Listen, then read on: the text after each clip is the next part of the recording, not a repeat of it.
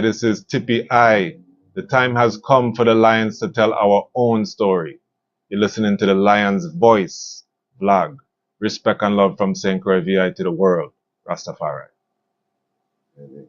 Greetings, this is Warrior King, and the time has come for the lions and the lioness to tell their own story. This is the Lion's Voice. Give thanks and praise for the wonderful blessing that's been poured on me.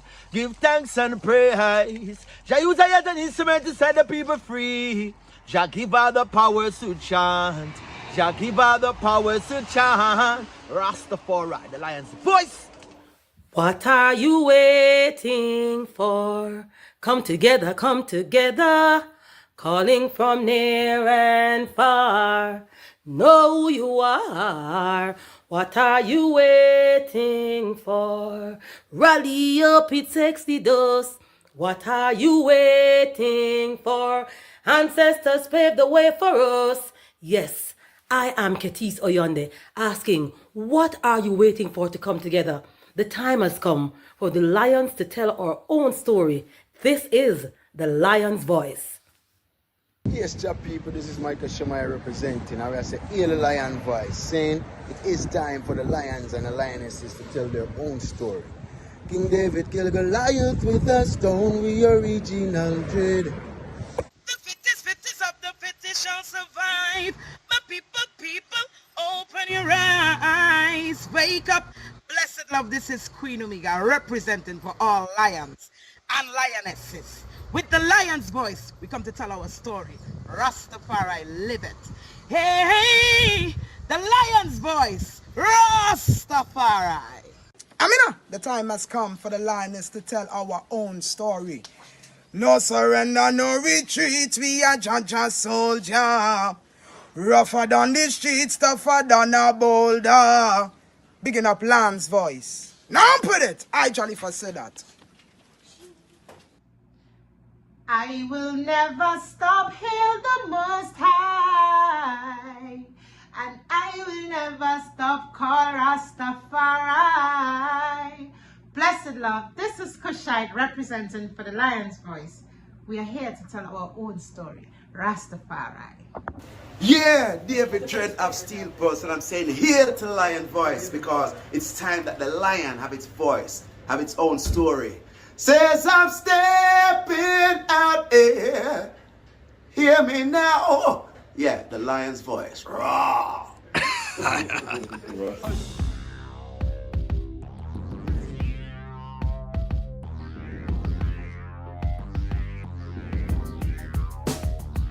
Well, Lion Voice, tell them that's the people first choice. Lion Voice, make the lioness them feel nice. Lion Voice, with the lion cubs we sacrifice. Lion Voice, got to show the people them the light. Lion Voice.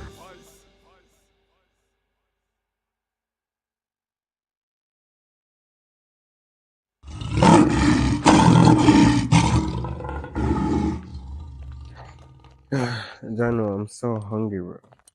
I haven't eaten all day. Like, my head started to hurt me too. Like, what could I eat right now? What about a city samosa?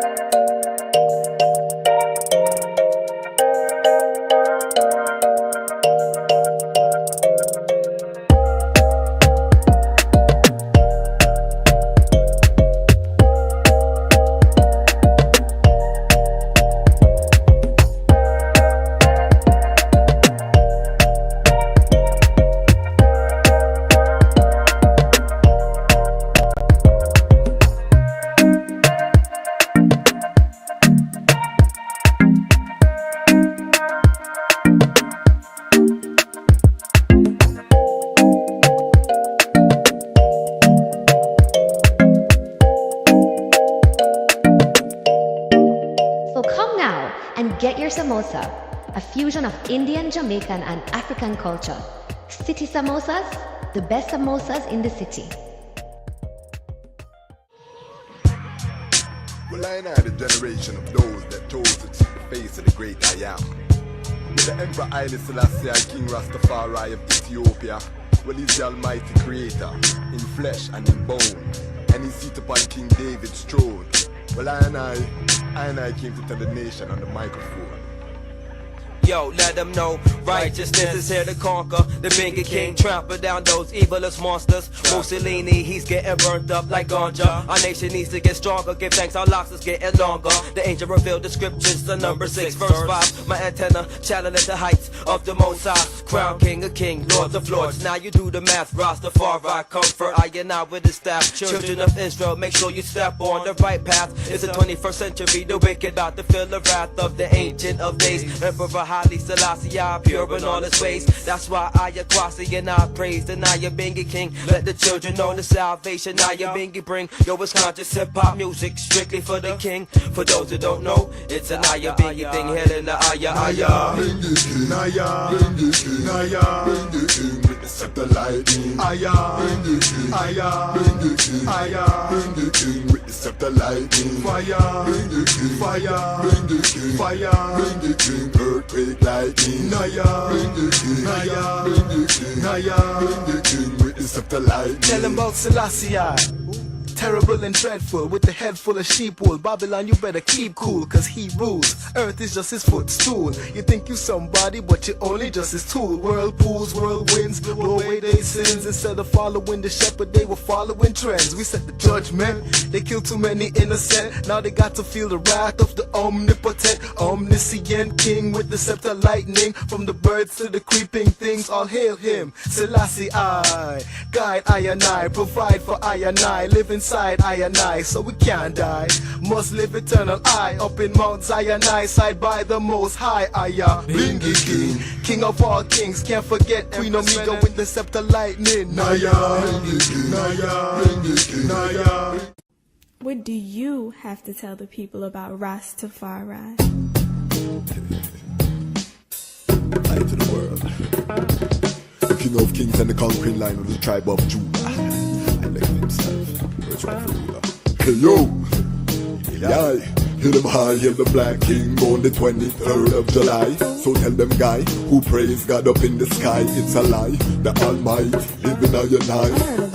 From ancient time them a try, them Romans know them just open them suit and ties. Criminals ain't got no alibi, they stole my people. Then them comes without them genocide. Are you talking about slavery? Them couldn't kill. The lion will come conquer Judah tribe. Go through tribulation, I and I strive, see sufferation, I and I still rise. That's why we tell them, in America, live Rastafari in every ghetto area. We come to tell them, in a Toronto, straight at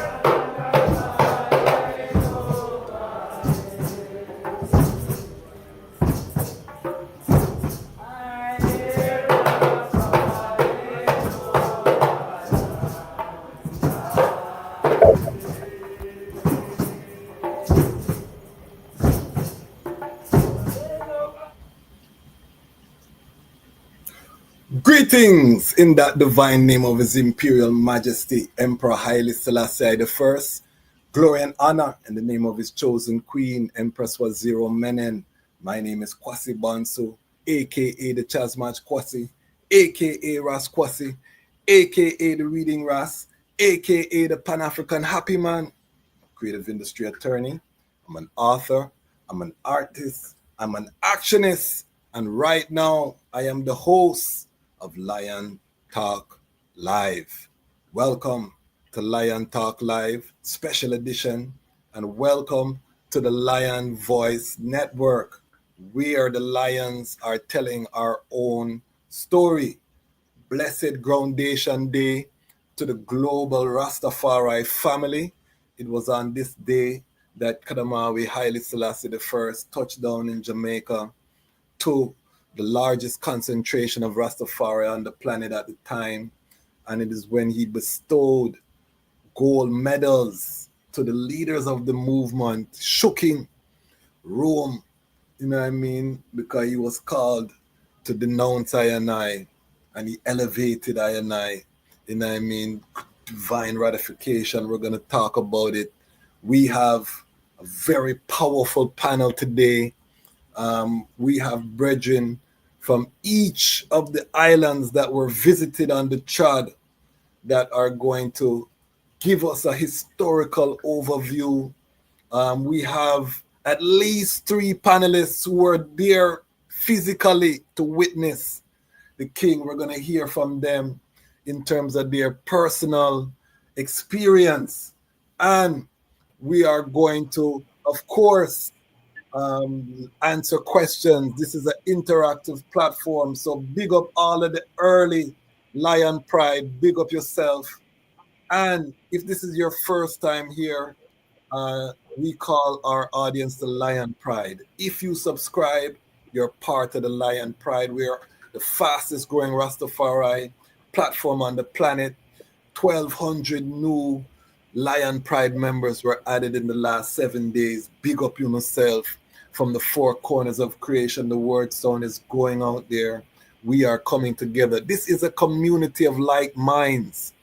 Big up our Queen Mother, Dr. Chinzira, who is the latest to become part of our Lion Pride on Patreon, which is the economic engine that drives this machine.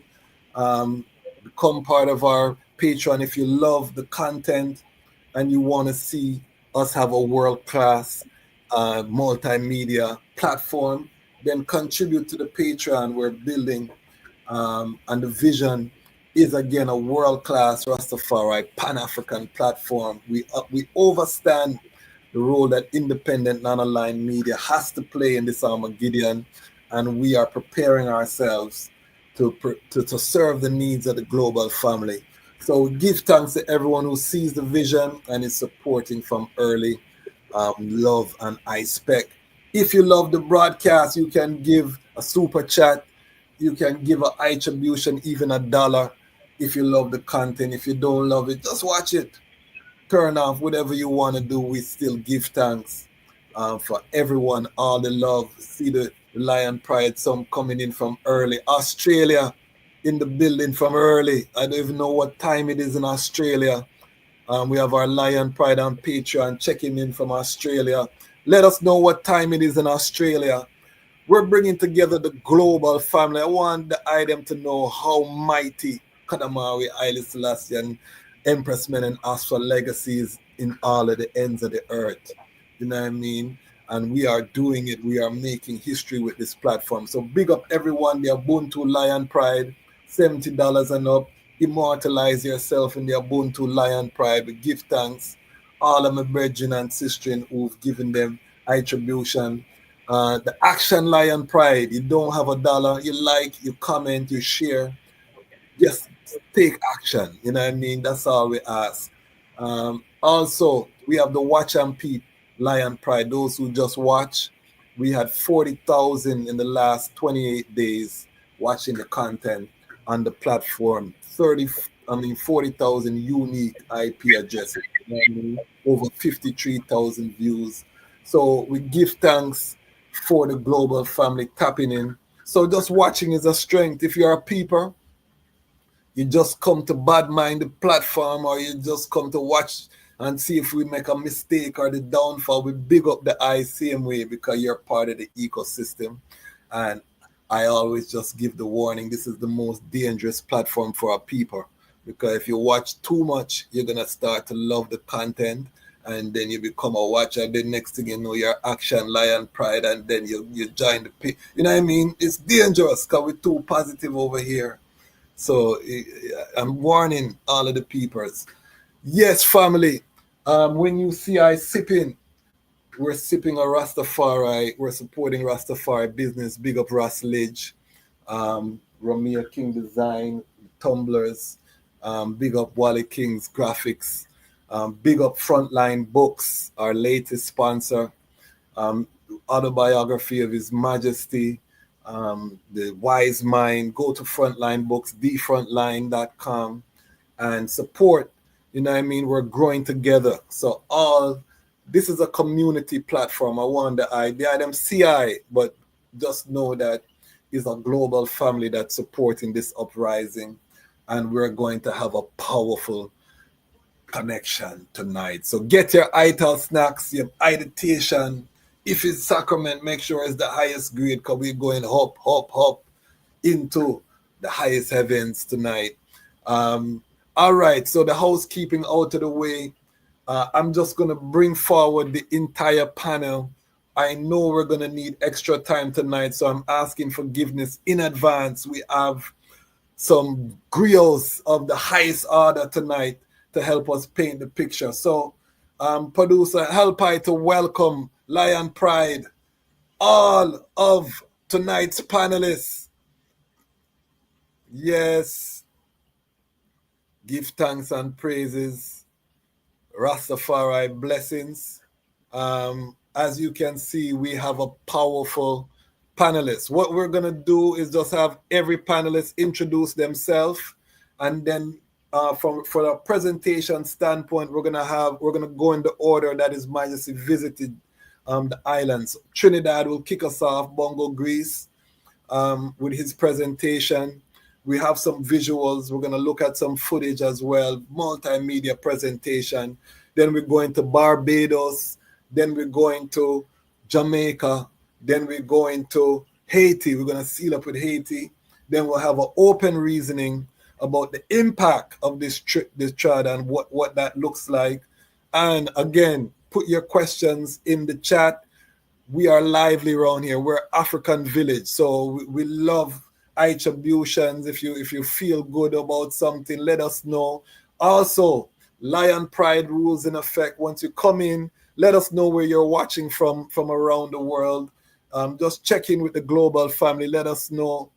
We want to know how global the spread is when we're watching live, family. So big up everyone watching live, everyone to watch on the repeat. One love, same way.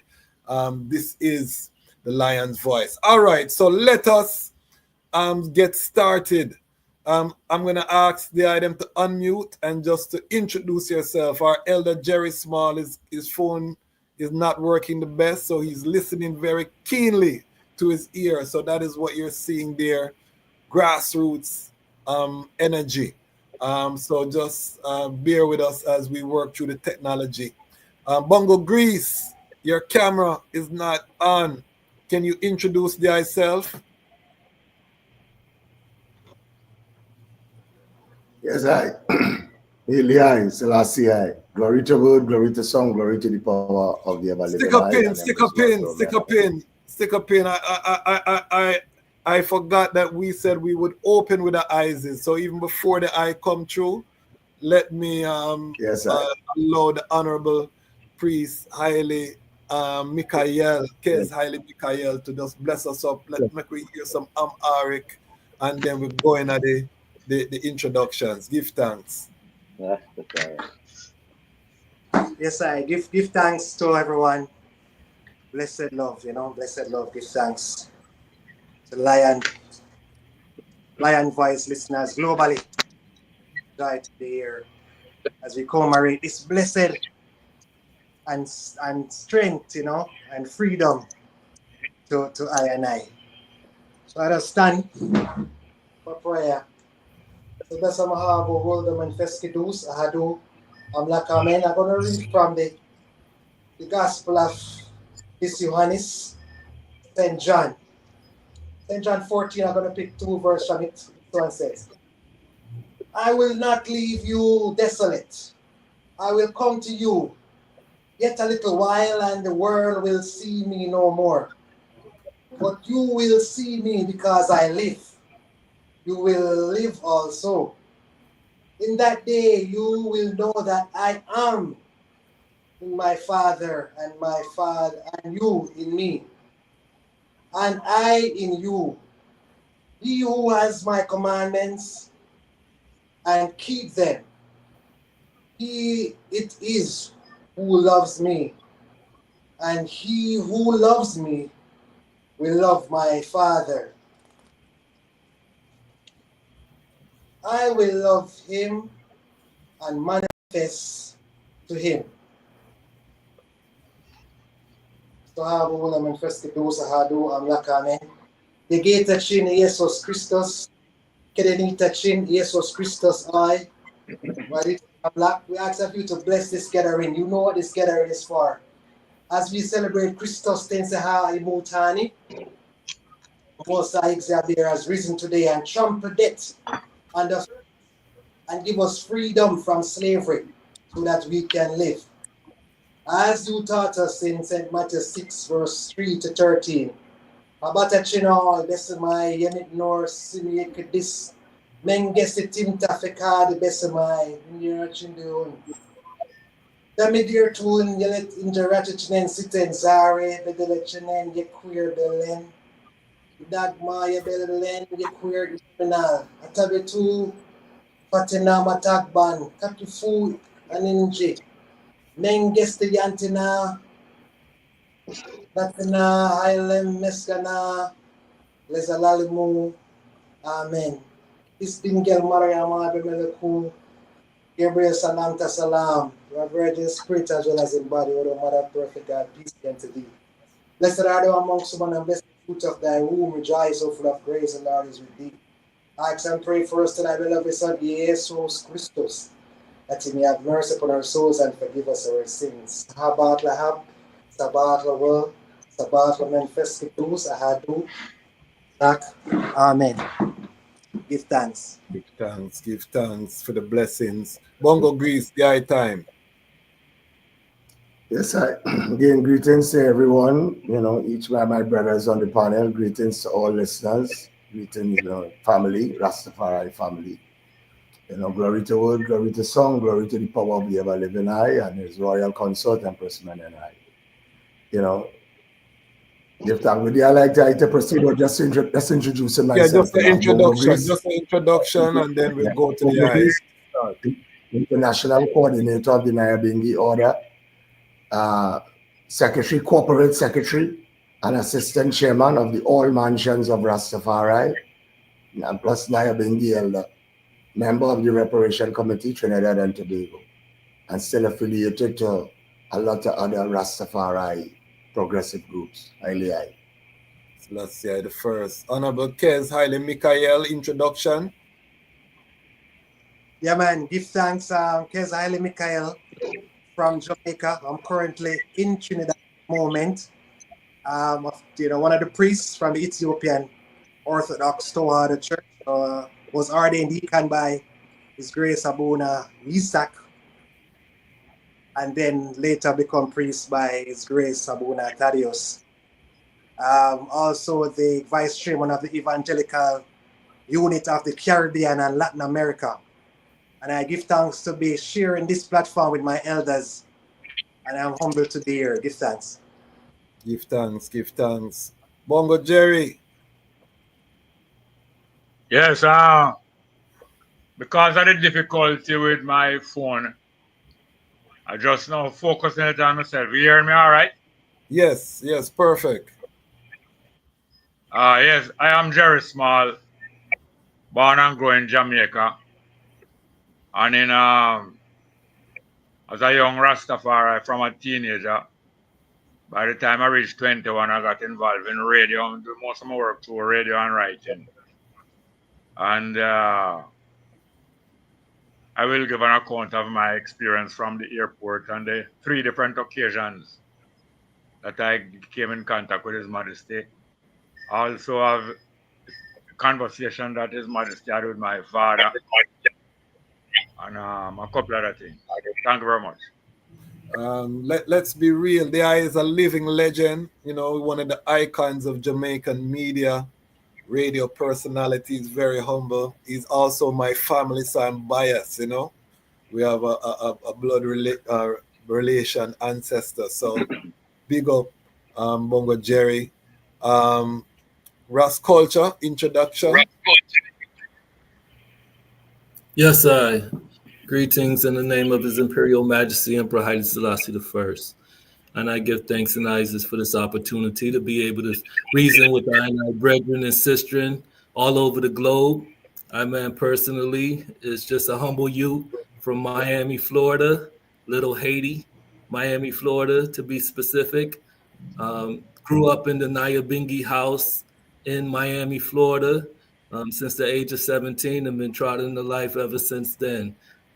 Was able through the blessing of the Most High to trot to the DMV area, that is the DC area, and join my compatriots at Howard University and be able to study and learn amongst the great ones that are in this area and join the house here in the District of Columbia, along with the Maryland, Virginia area. So that's our man in a nutshell. Would love to reason with Diadem more, and I give thanks for the opportunity to be with Diadem today. The brethren neglected to add that he's a structural engineer. We're going to bring him forward. We're going to be doing a series on STEM, science, technology, engineering, and mathematics, on Rastafari. And this is one of the brethren that will be featured. Top engineer, all type of massive projects, buildings, roads, all them something there. So big up Ras Kulcha. Ras Sipho, there I can Ras Tafari. Yes. Thanks and praises unto the Most High, HaileSelassieI, Empress Wazir Merlin. I'm a Rastafari for over 50 years now. So I'm just here to contribute to the reasoning from my elders, from other elders here still, and hear the real thing about what really went on with the visit of His Imperial Majesty. I give thanks. Give thanks. And Ras Sipho came highly recommended. Give thanks to Ras Isaiah, all the Barbados family. This is going to be exciting. So, family, we are going to set the scene. We're going to take it from the order of the actual visit. So, our first presentation, can we get a little sip of the first link, producer? We're going to do a multimedia. So, we're going to look at a little video footage of the visit. And then we're going to have our elder set the scene and give us the presentation. All right.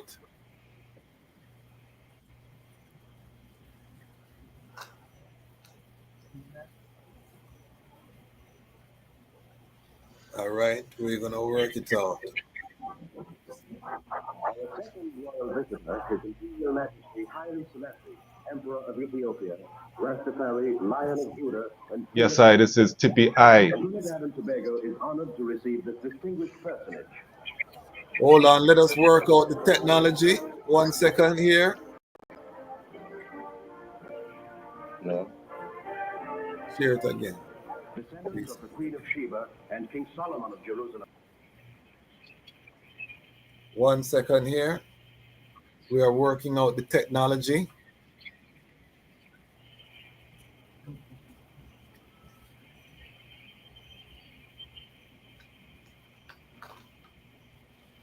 Please put where you're watching from. If you're watching live, let us know where you're watching from. Global family checking in. Welcome humbly, all right. But proudly.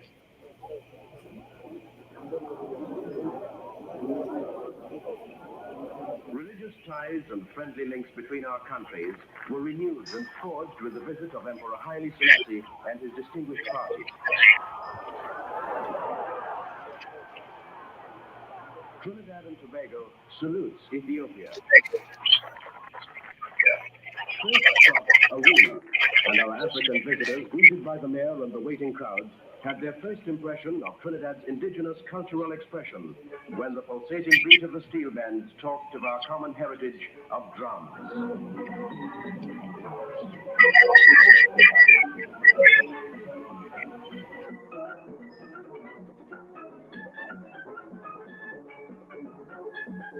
Lion of Judah, our drums declared their welcome across the country, which waited eagerly to pay homage.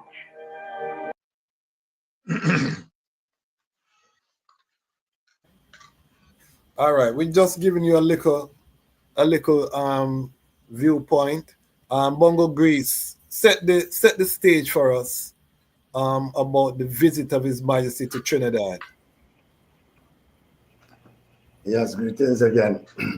The visit will be a rather interesting visit.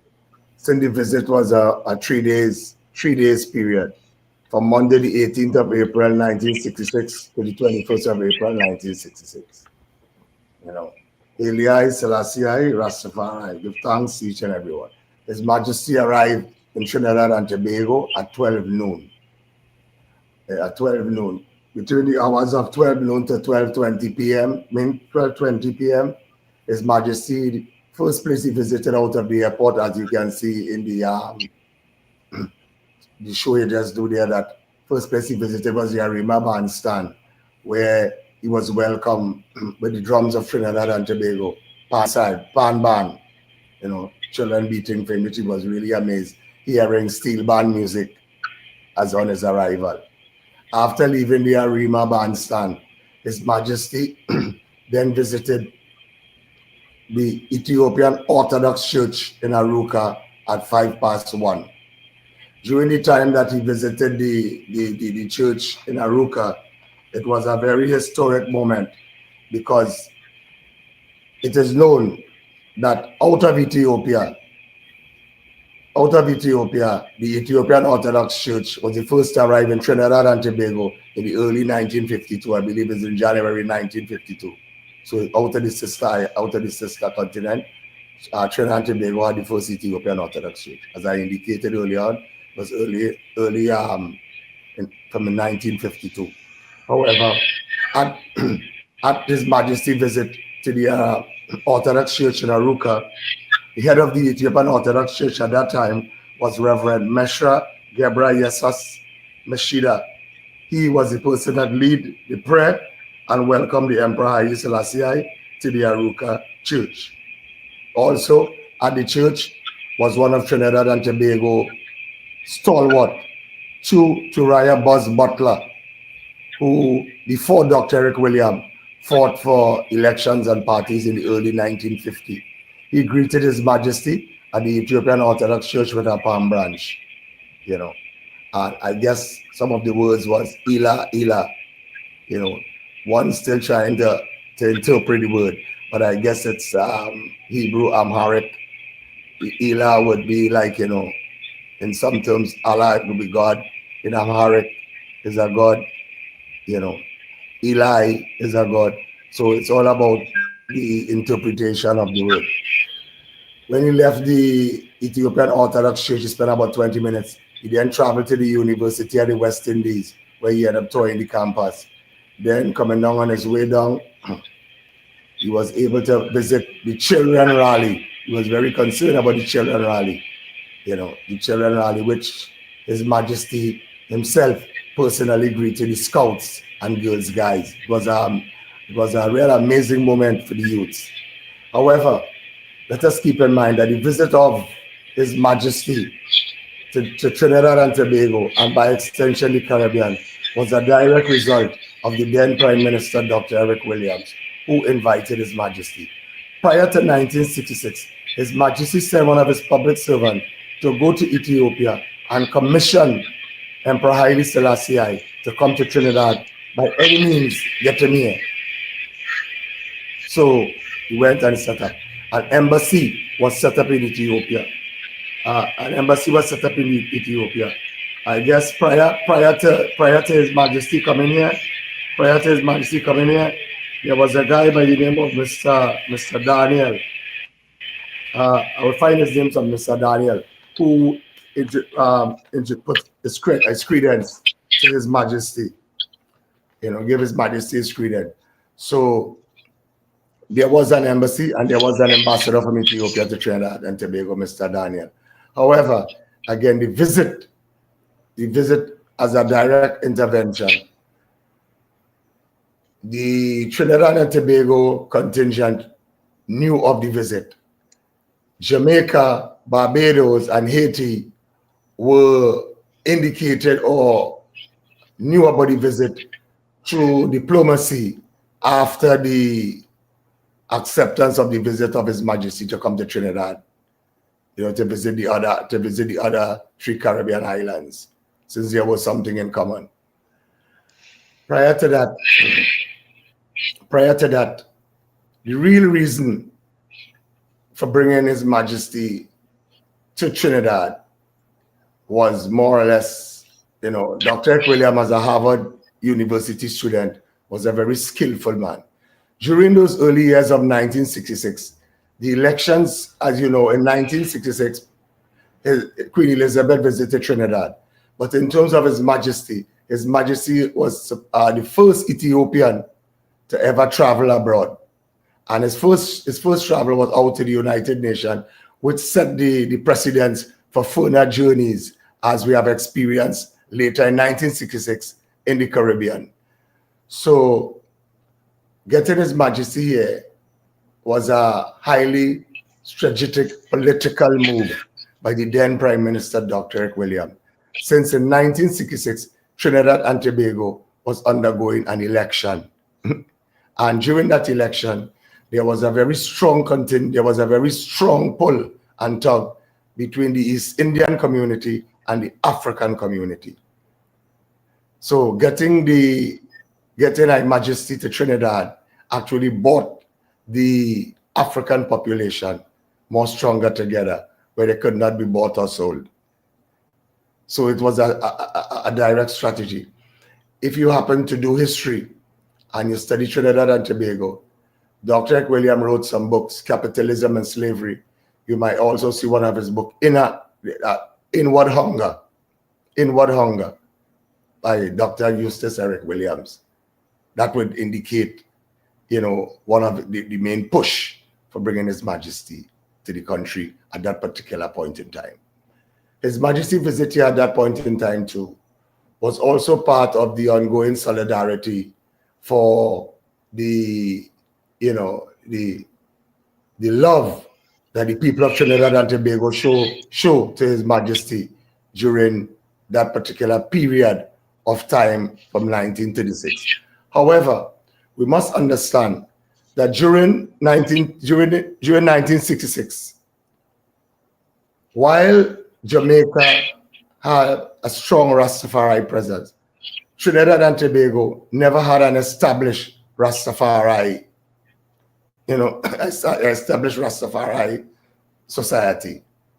However, what we had here in Trinidad was a long tradition of Pan-Africanism. This is where Trinidad was a very strong, a dominant Pan-African, contingent in Trinidad.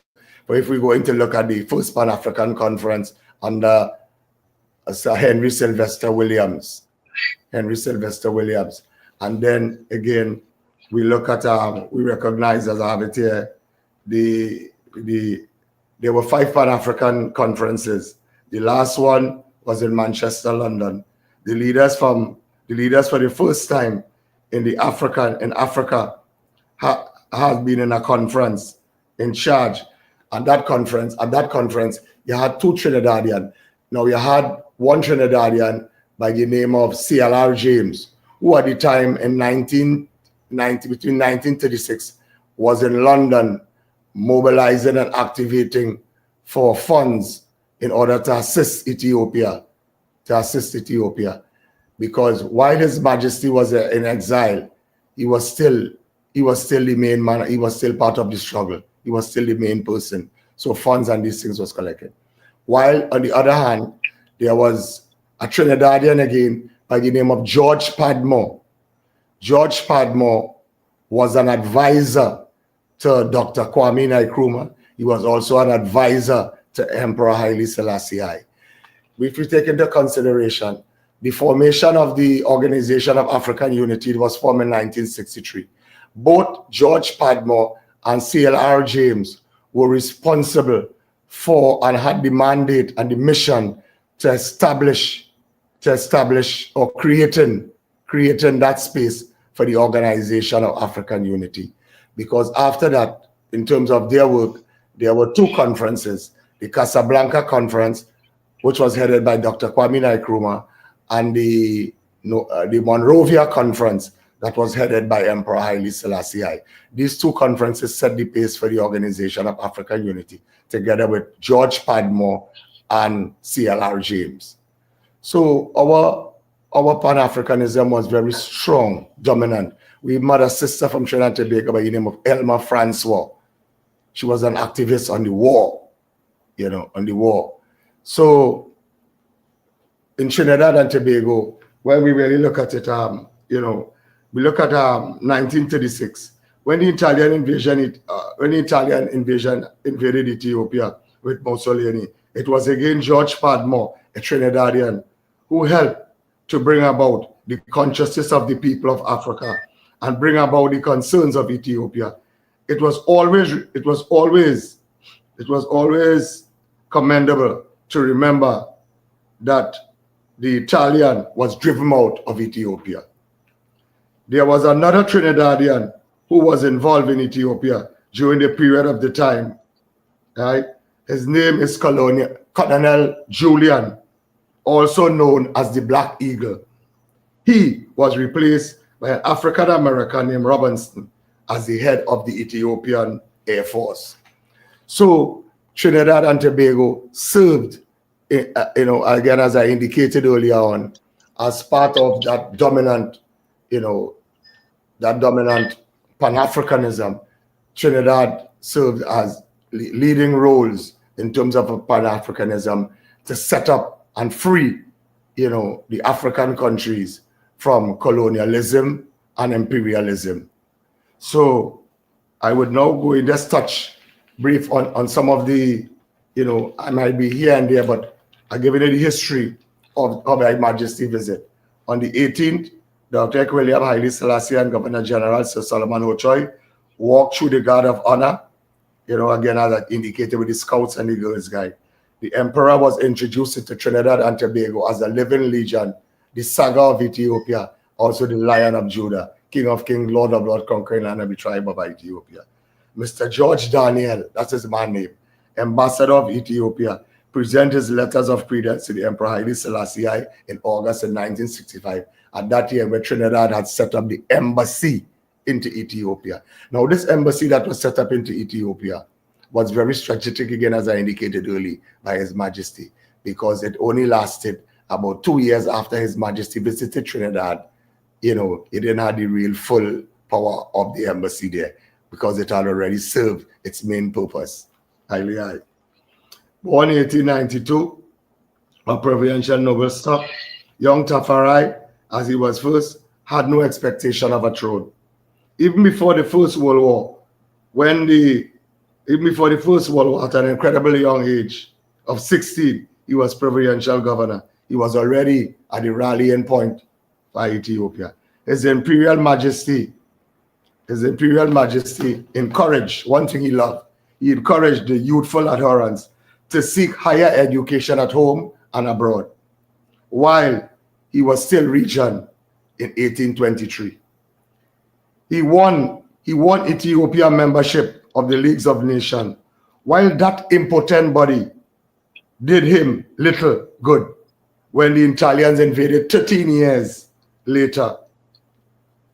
The move drew Africa Hidden Kingdom into world political mainstream for the first time. A precedence. Also in the 20s, Emperor Haile Selassie I became the first Ethiopian ruler to go abroad, the precedent for many other later journeys, including this present visit to the Caribbean. As emperor from 1930, his first act was to offer his country a new written constitution. His personal sponsorship of major educational governmental reforms was interrupted by his exile in Britain in 1936 to 1941. Right? The 25th anniversary of his return to Addis Ababa falls next month, because he was here in April It fall Victory Day, the 5th of May, 1941. Right. In 1957, after the third revision of the Constitution, Ethiopia had its first parliamentary elections. Its first parliamentary election. He is broadly regarded as a pro-Western leader of state, a product not of British, during his visit, as I indicated earlier on, although His Majesty was in Bongo Grease, stick a pin. Because I want us to stick to the visit so we can get through all of the panelists.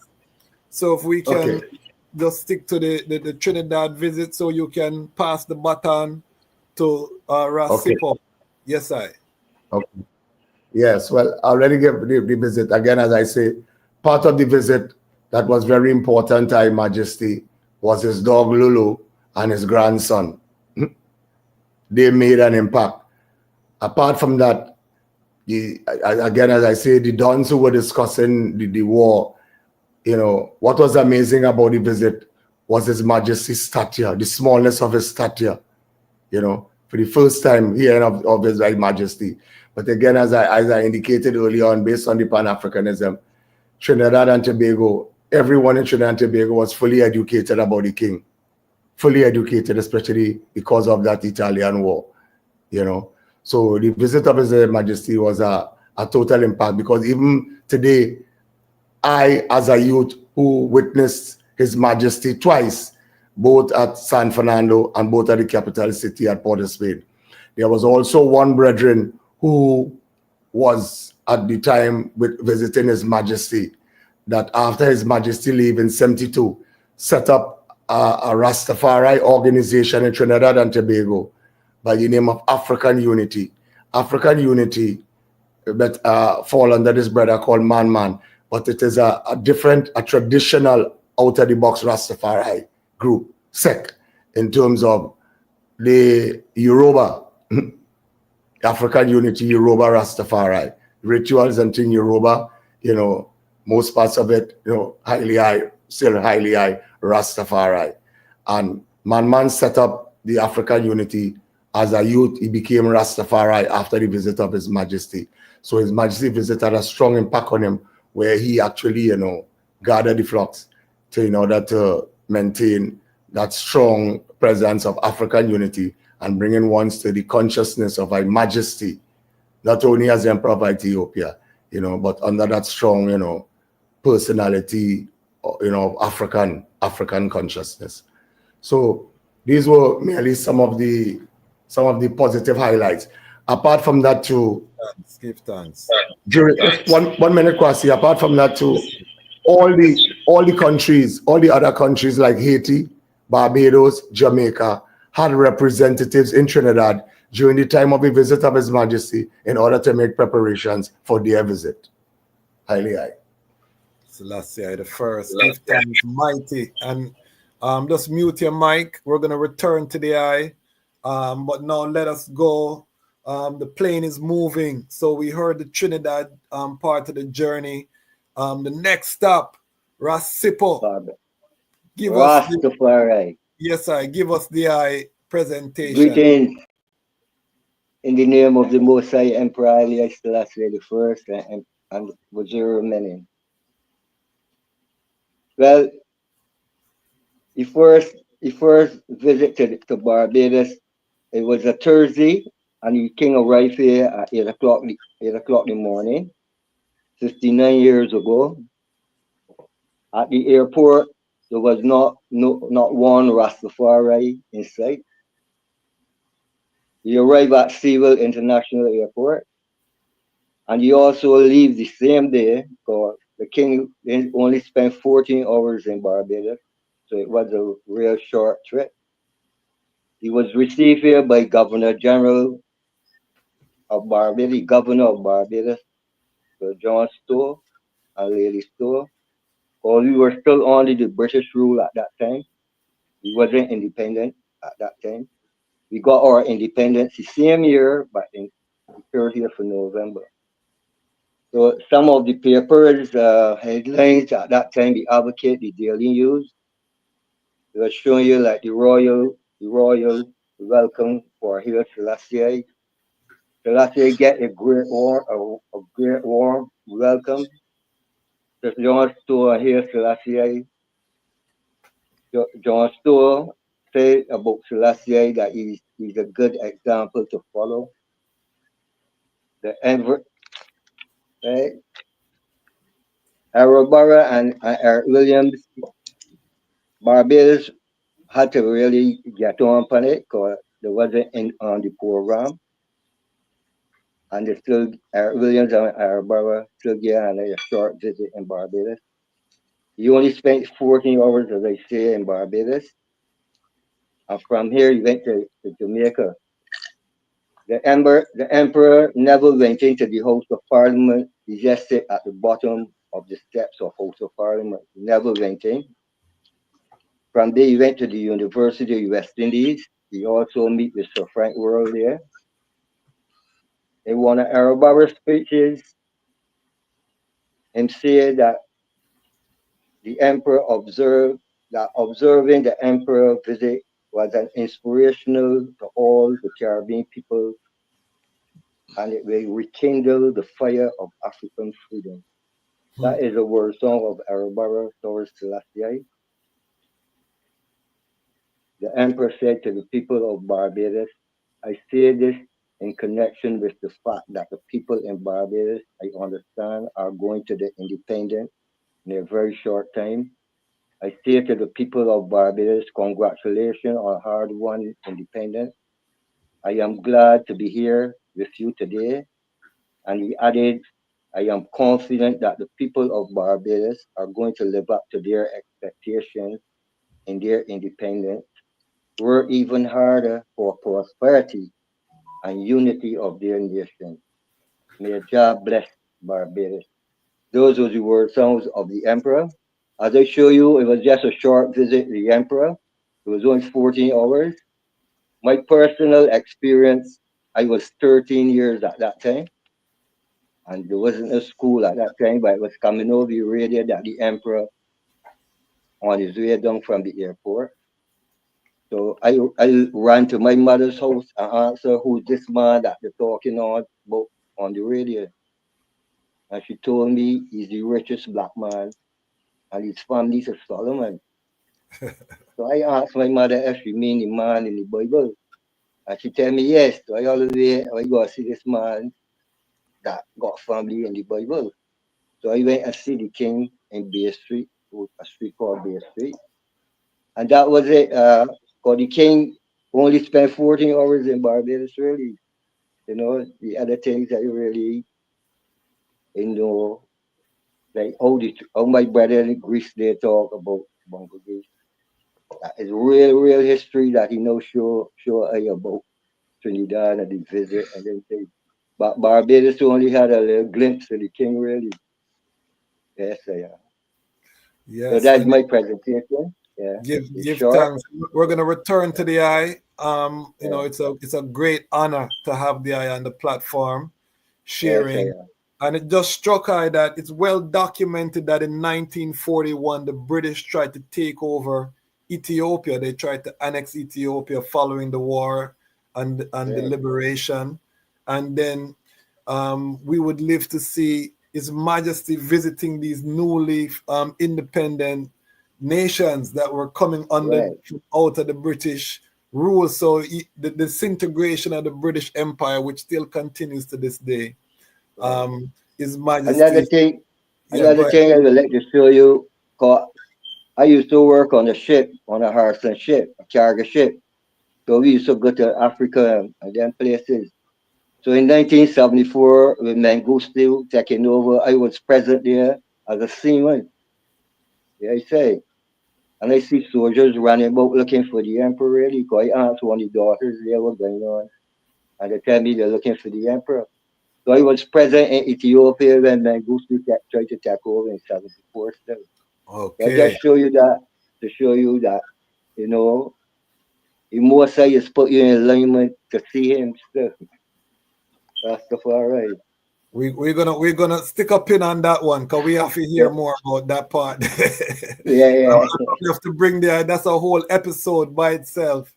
Being in Ethiopia during the revolution. So We definitely go and reason on that. Bongo Jerry, the plane is Yes, moving sir.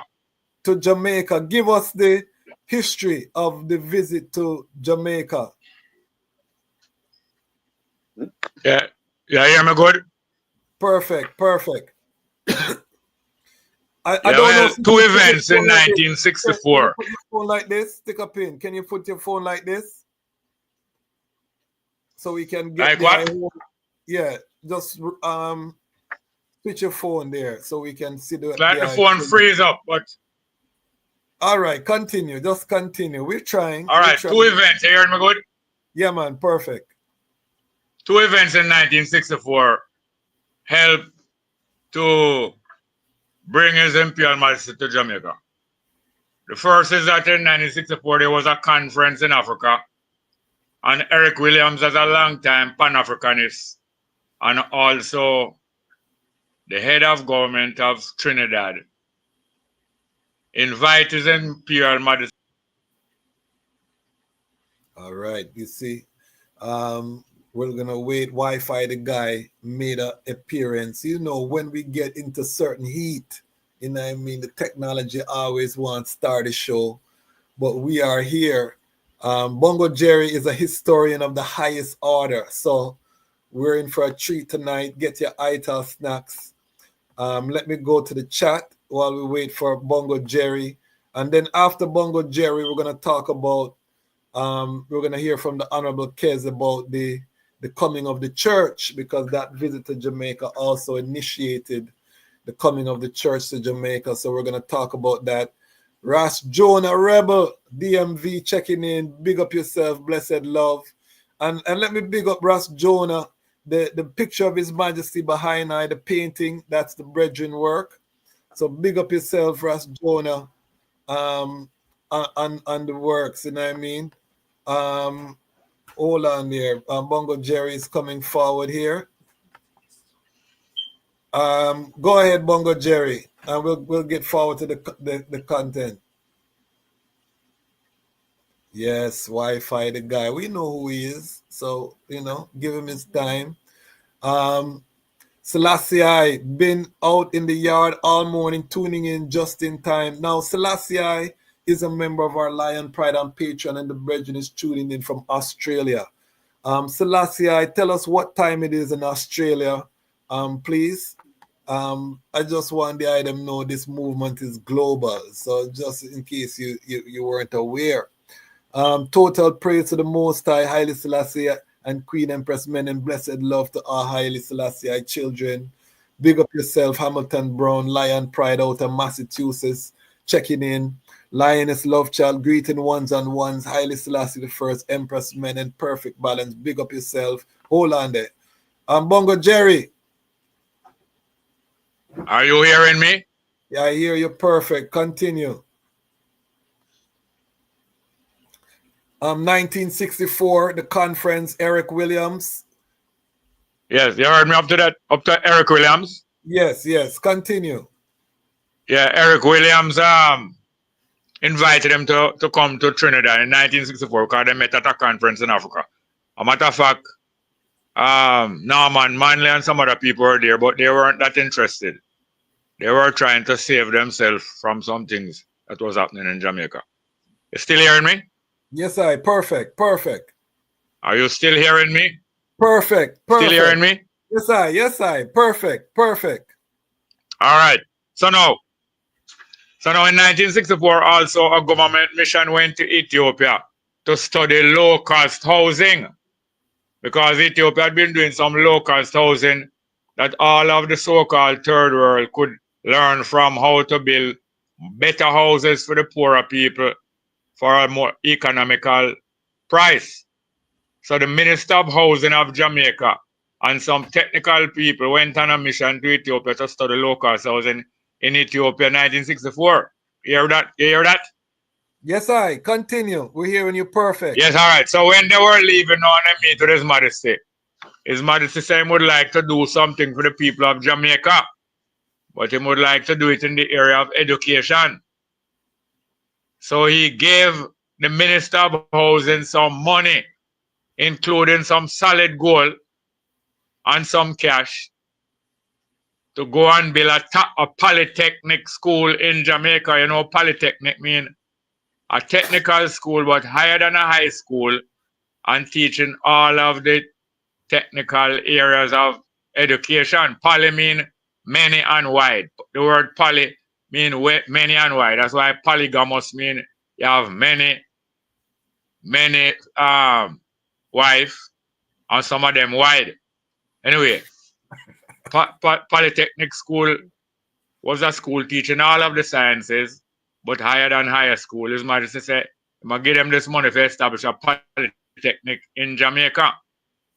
Now, when we, the Rastafari, heard, I think it was in late March, we heard that His Majesty going to Trinidad. We started to agitate. Say, Jamaica must invite him to come here if him coming so near, because him deliberately come this area, you know. Him know what him doing, you know. His Majesty is a chess player, you know. And him know that if he make a move on the chessboard in that direction, it going to result in other things either nearby or 2 steps or 2 blocks or 2 checkerboard away. So we are agitated and Jamaica start get hot, you know, because the government not responding and the people are threatening to get very wrath if them don't respond quickly, that them is making effort to invite His Majesty here. So in the meantime, them send some diplomatic mission to London, to the Ethiopian embassy, and them also send some to Trinidad. So about a week before, or about a week or 2 before him come, we hear say yes, them managed to secure his assent to visit Jamaica. You hear me, stay, man? Yeah, man, perfect. All right, so now, them also declare about 4 days before him come, them declare so the day when him come, them are going to declare a public holiday so that people can get to leave school, leave work, and leave country and come to town, come and meet him. So now them do that for cool off Jamaica, because the place was going to explode. Now, when His Majesty come at the Caribbean, it was very significant. He was close to a couple Jamaican before, but especially Marcus Garvey and Una Marston. Una Marston was a Pan-African woman leave Jamaica when she was about 21 years old in about 1925, 26, and go to England. And she ended up being his secretary. And she even traveled to the League of Nations. She typed out him speech to go to the League of Nations. Una Marston. Well, she my next door neighbor. When I grew up with from a little boy, so you can imagine how I get some good schooling from her about Haile Selassie. And then now, when His Majesty come at the Caribbean, Trinidad, you know what the word Trinidad mean? Could you answer me, Kwasi? No, Dejazmatch? I don't know. The word Trinidad mean Trinity. The word Trinidad mean Trinity. Ras Grease. Is it not true that the word Trinidad mean Trinity? It means Selassie. Is Ras Grease there in mute? Yeah, they're muted. The word Trinidad mean Trinity. The word Trinidad means Trinity, and Trinity in America is Selassie. The word Barbados mean bearded man. So when them come at Trinidad, the guys Columbus a sail past Trinidad from far and see 3 mountains stick up in the air, you know. And him say, and it was near one celebration of some Trinity holiday. Ras Grease, you hear me? Yeah, man, the 3 sister hills. Ras Grease, you hear right? Yeah, the 3 sister hills. Don't the word Trinidad mean Selassie? Eh? Yeah, Trinity, land of Trinity. Yeah, Trinity. The word Trinidad mean what in America? Selassie, that's what the word Trinidad mean. Yeah. And the word Barbados mean bearded man. Is that true? Ras Sipho. Anyway, long story short, the word Barbados means bearded people, bearded man. Anyway, so him leave Jamaica and him leave Barbados and come to Jamaica. As you know, the Trinidadian them was, apart from Marcus Garvey, who was the most strong Pan-Africanist in that time. Trinidad produced the most militant Pan-Africanists, as the man named out 3 of them: Padmore, CLR James, and Eric Williams. CLR James teach Eric Williams at high school. I inspire him to go on to do the great work him do. George Padmore is an early Pan-Africanist. but he was also one of the early communists in the communist uprising in the early part of the century. And it was him him was organized to form up a black communist organization from the Western Hemisphere to come at the World Communist Conference. And him carried them go Marcus Garvey organization 1929 on the way to a World Communist Organization. And through that now some rumor go out say Haile Selassie crown in a Moscow. You didn't know some Rastaman talk say Haile Selassie crown in a Moscow, not only in Ethiopia. Yes. It's a whole lot of propaganda, but they were so glad to know say some of the Pan-Africanists, them also are communists. Anyway, long story short is that when them come to Jamaica, the Thursday, I want to tell you about the spectacular events of the lightning and the rain and so on. But three of we as brethren, we are going to Jamaica College from in the 50s. We was teenagers at the time, and the three of we decided so we are going to the airport. So we gathered three more brethren from Trenchtown. We have a big long Land Rover. And the six of we go to the airport in the morning. And when we are driving on the road, there's thousands of people on all of the road them in Kingston leading to the east. And we couldn't believe that so much people come from country. Some people leave country from all 3-4 days before. Thousands of people. It was over 100,000 people reach out there. Anyway, on the way out there, driving out there, my little girlfriend, a 16-year-old, and we used to shower. So she joined me in the car. 7 hours drive over there. And not going to spend too much time at the airport, but we leave and come back. When his Majesty reached Kingston, him said to the Governor General, no, I don't know if you didn't know, so Marcus Garvey did start to fight against Haile Selassie in 1936 and 37. Yes. Marcus Garvey was in good relation with Haile Selassie. Misunderstand Haile Selassie. When Haile Selassie come in a exile in England 1936, they blocked Marcus Garvey from meeting him at the train station.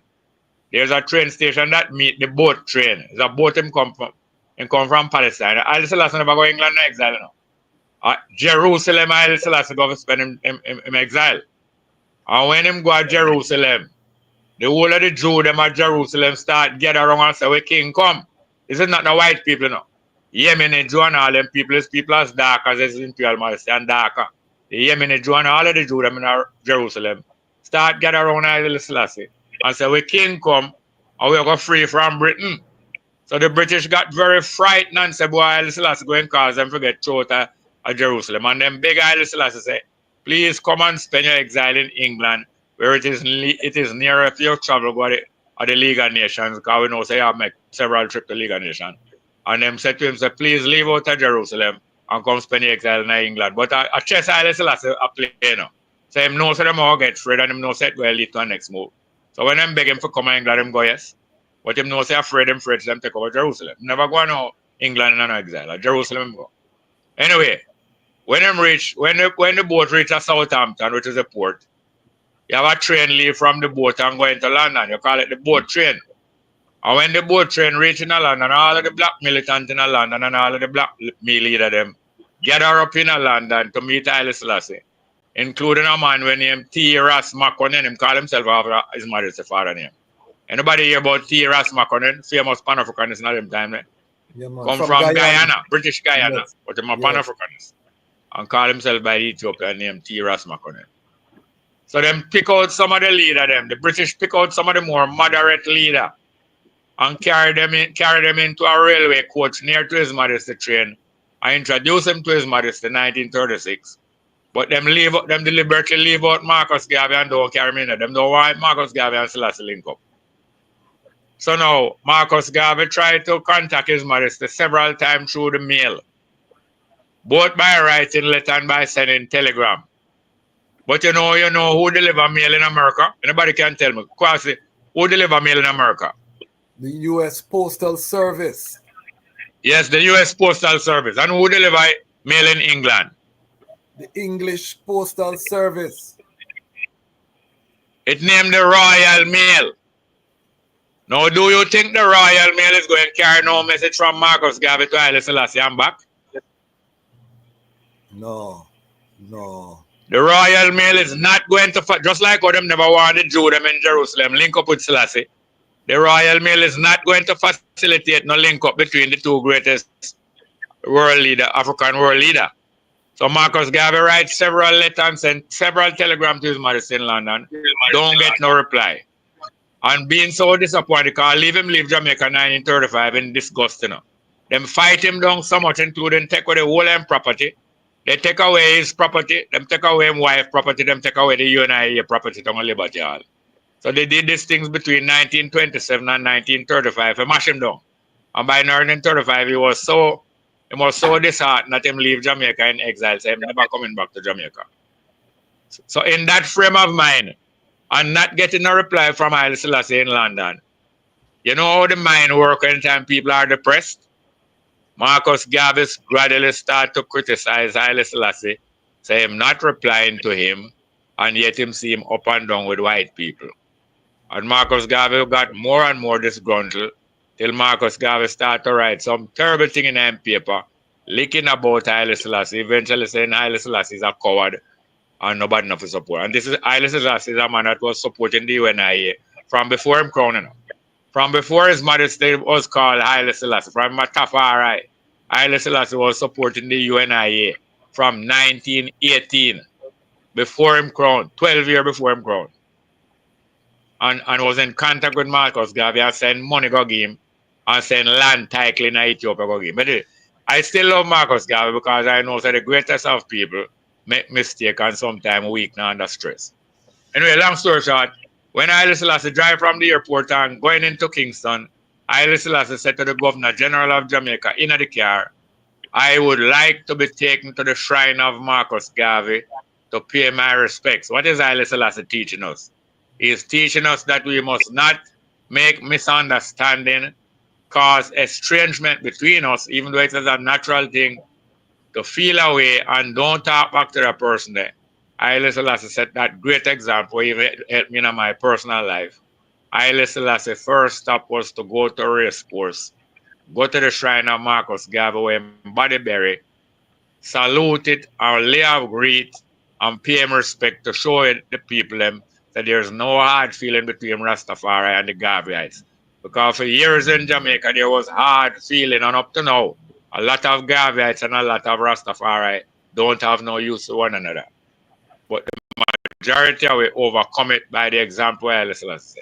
So him leave from the shrine and him go to King's house and him make a little change in him clothes because it's 4 times. A matter of fact, 4 times I see him. I thought it was 3. It's 4 times I see him. The traffic jam was so great at the airport after him leave there about 12 o'clock.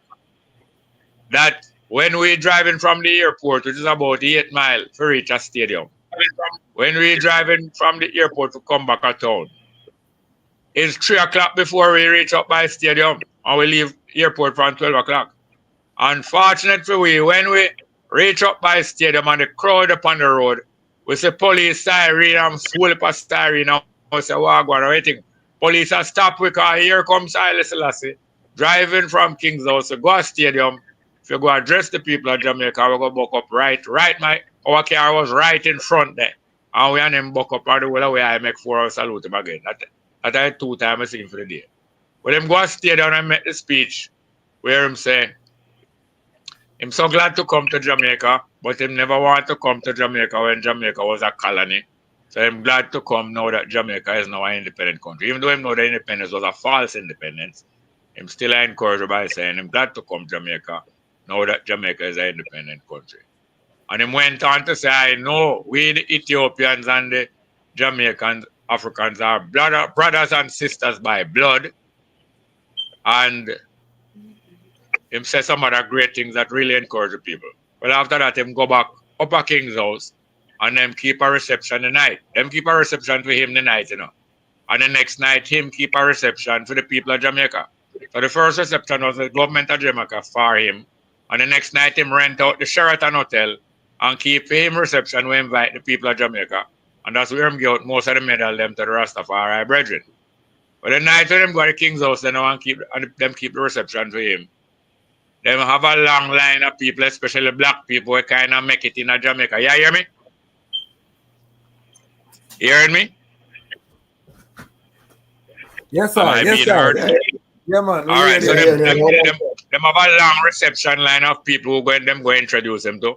But they make sure pack it up mostly with black people who make it in Jamaica to try impress Haile Selassie, say everything all right for the people of Jamaica.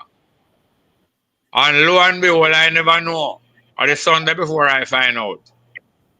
The first person them introduced to His Majesty in the reception line. Now my old man. But me never Okay. find out till the Sunday when it come out in the front page on the Gleaner. And them put a picture of my old man and Haile Selassie and say, His Imperial Majesty has a word for Mr. Justice Small. That man, Mr. Justice Small, now him a Kwasi Bonsu mother, cousin. Because she's a small. And it one of them come from St. Anne, some more Guachilan.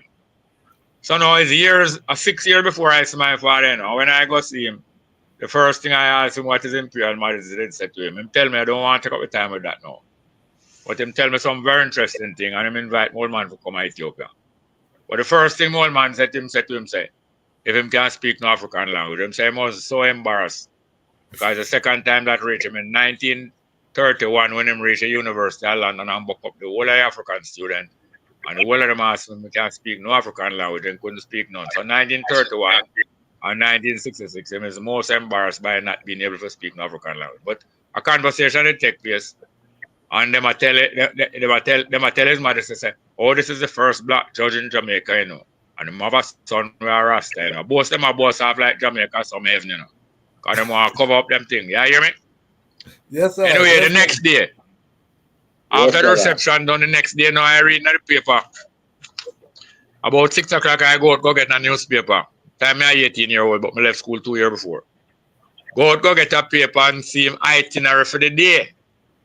And I say, him a go down to the House of Parliament about 9:30 in the morning. But on the way to the House of Parliament, him a go stop at Maiko.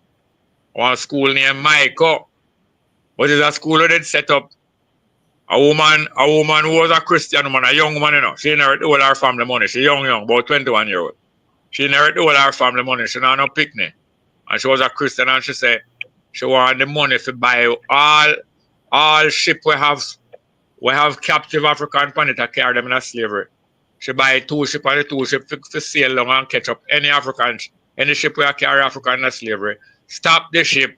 Ask the captain how much them African are going to sell for in the Caribbean and pay for the whole of them and carry anyone who want to go to England where slavery was not legal. Carry them go to England and let them go free or carry them back in Africa.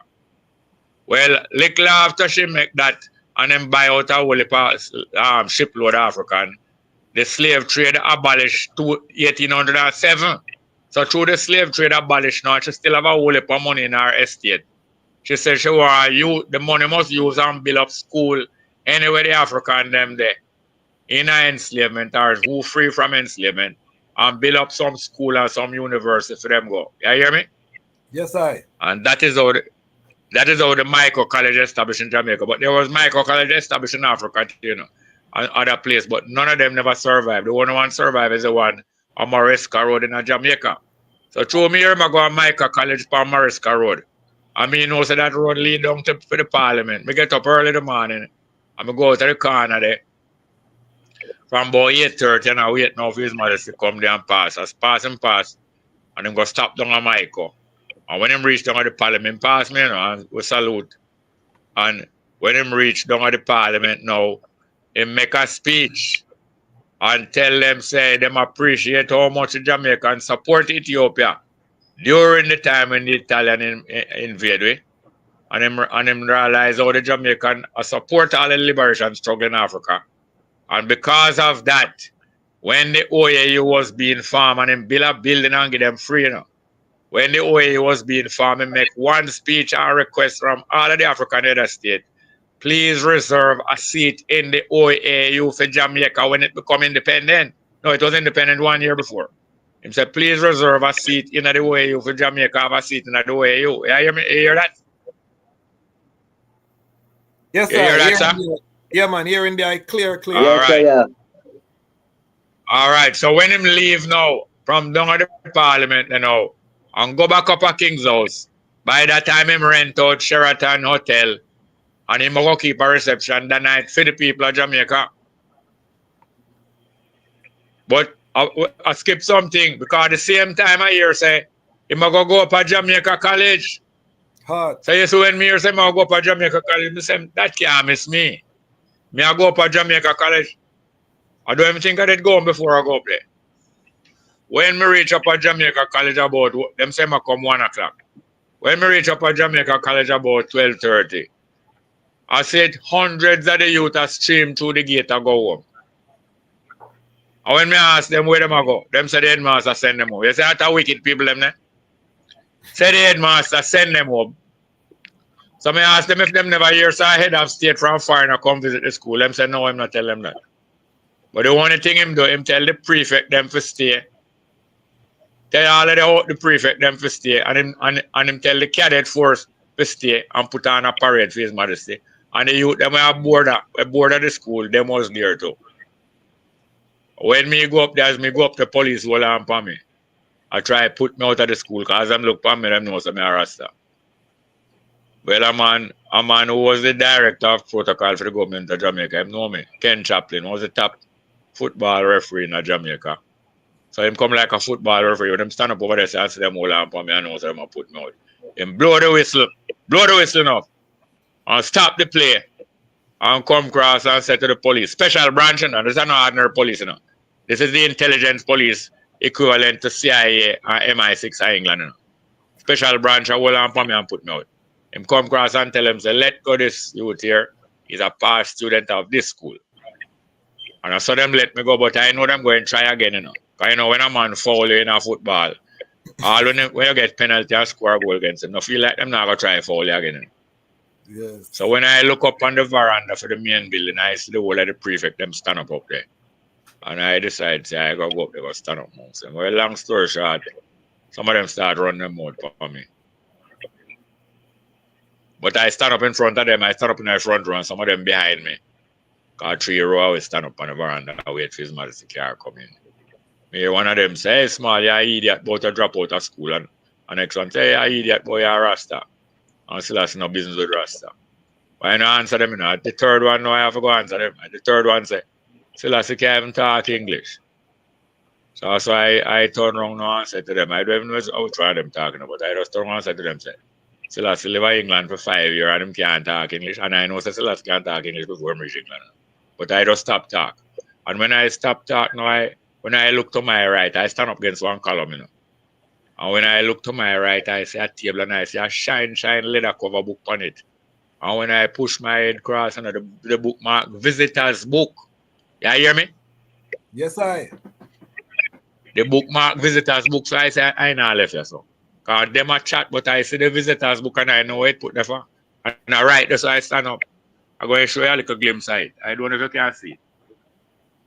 That is a picture of Haile Selassie signing the visitors book. And see the table there? All right, that's why I did stand up. Right, that's the picture there. Okay. I don't know if you see it. You don't see it? I see it. You see the picture? Yes, I. Okay, and the visitors book. All right, that's why I stand up.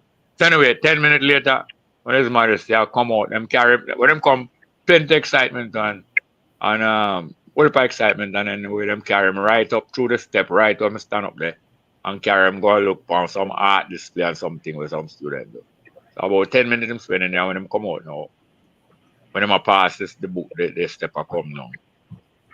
Them said to him, say, hold on, His Majesty would like to sign the visitors book. His Majesty come right front of me there, and when them come, them call them say, come closer, because we don't want to stay too close. They come close, and the whole way was right next to it. Lean round the desk, and him sign him name. In America, can read it, because the script different from Latin script. And him call when near and say, never required voice. So this is the name. And him run him finger along the first line, and him run him finger along the second line, and say, that is the date. And him just boy me to it and step gone. And I just turn around and look when the boy and tell me, say, HaileSelassieI can't talk English. Well, anyway, him leave then when him go down to the cadet force, go inspect the cadet, So the next one, the picture where you said take there now. Although I am a photographer, it's not me take the picture, but it's right there. Stand up, take it. One of the brethren them when it come at airport with me. Cause 3 hours Rasta youth to go to the airport. One named Basil Smith. Later on he was director of tourism. But he was a photographer from school days. And then the next youth to go airport with me was God White, one of the top cadet at JC. So when his mother say I leave now, them carry him go inspect the cadet them. And him salute them and come face to face with G White and the rest of the cadet and them drive out and go up a place in the College of Art, Science and Technology. A pure school is matter to go that day then. Pure school and drive up a UTech there, College of Art, Science and Technology, and when him up there, him leave up there and go down to the University of West Indies. And when him go down to the University of West Indies, them ask him if him would accept a degree from them. An honorary degree, because them say the way how him help reshape the laws them in the earth and in the international world. Them want to give him Doctor of Laws and then be the Doctor of Laws. Well, the next morning now, him did to go there. You see, when him asked, him said to them, say, I would like to go to the school that I sent the money to build. At time, no school, no building. Them confused. And before him come to Jamaica, you know them do? Them go down our open land where all the people squat on the Indian man, they do on the land, but them not too care. Him allow the people them to squat on the land. Down a Pain Avenue. Them go down a Pain Avenue, go bulldoze off the whole of the people off the land. And run, go put up one cornerstone. You ever hear cornerstone put up before building bill? Cornerstone supposed to be the last stone bill when the building done. You put in the cornerstone and declare it open. Them run go put up one cornerstone.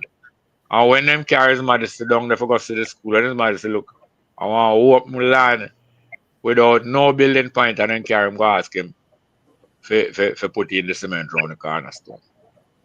Well, him leave from there and him go down on the railway.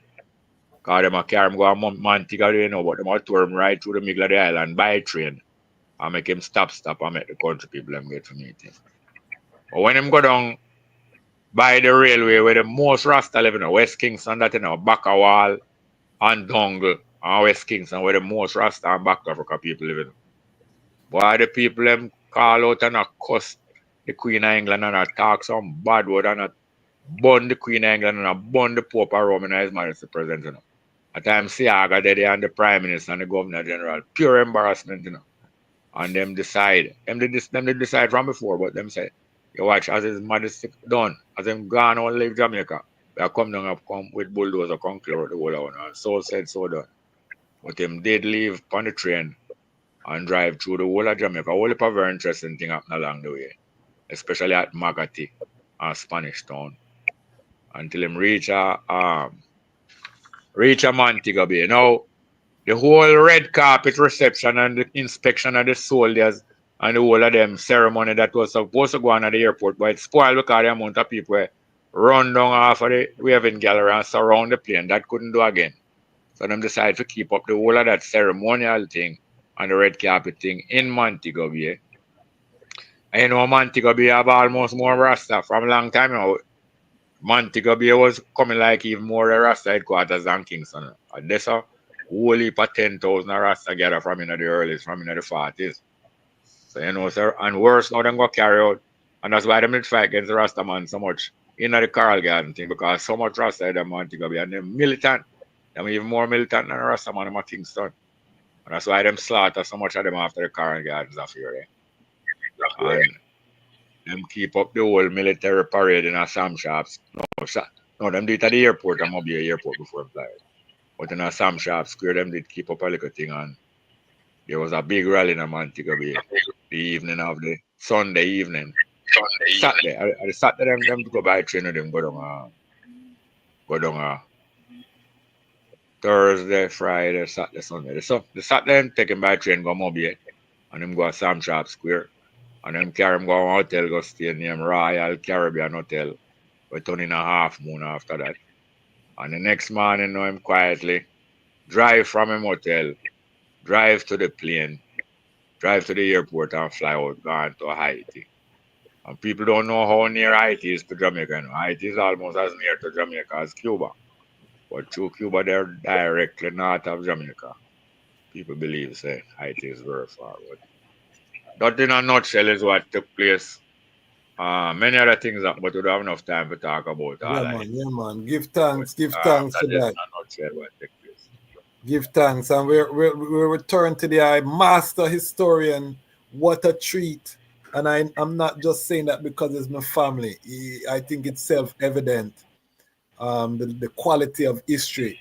Before I go to the Honorable Kez Haile Mikael, I'm going to fly the plane to Haiti, Ras Kulcha. There I can just unmute and give us some background of what was happening in Haiti and His Majesty visit. All right. Give thanks and praises to the Almighty Haile Selassie I. Give thanks, Fire, for the reasoning. Of course, I'm too young right now, unfortunately, to have the insight that the brethren that went before I was able to provide, so I wasn't obviously there during those times, but I did my best to do my historical research and reason to the ones who were really willing to reason up on the subject matter still, Um, His Majesty visited Haiti immediately after he left Jamaica. So he touched down in Haiti on a Sunday, April 24th, 1966. And he was received on the tarmac with a red carpet ceremonial affair, official state visit, and His Majesty was welcomed, of course, by President Duvalier at the time and his family, as well as, the Haitian government that was there at the time. I provided some video of it. It would be nice if Diadem was able to show any of that video. We'll do the video after because we're having a little technical issue, but we'll do the video. Because the video, okay. Yeah, because the video is royal, so it shows His Majesty as he descend from the plane, and the ceremony that was set up during that time. And you can also see the youth them. It was a lot of youth there, on the tarmac. A lot of individuals were there, but a lot of youth in particular were there, to go and see the king and see who this African king was. This is the first and only official state visit to President Duvalier at that time. So during his presidency, Duvalier at that time, by that time, Duvalier himself was considered a bit of a personality that was already a wild card. Okay, so he was a wild card for the Western nations that were interested in how they can use him as a political puppet, if you will, or as a tool for them on the international stage. Duvalier himself, what people don't know about Duvalier is, of course, his legacy is very controversial. Okay. The controversy became, it was generated because of his origins, if you will, how he rose to political power. And he rose through political power really through the support of the people, but he started as a doctor along the countryside. Okay. That's how he has the nickname Papa Doc. He was a legitimate medical doctor, and so he would go along the countryside and do house visits and things of that nature. And from that time, one step led to another. And I'm giving a very abbreviated version of it, but Duvalier, was a person who had grew up in the time in the era that was after the U.S. occupation of Haiti by the U.S. Marines. Okay, and so just coming out of that era and seeing the things that were done in Haiti during that time, Duvalier and the people of Haiti were standing up to try to essentially Haitianize Haiti, if you will. So Africanize Haiti again, okay?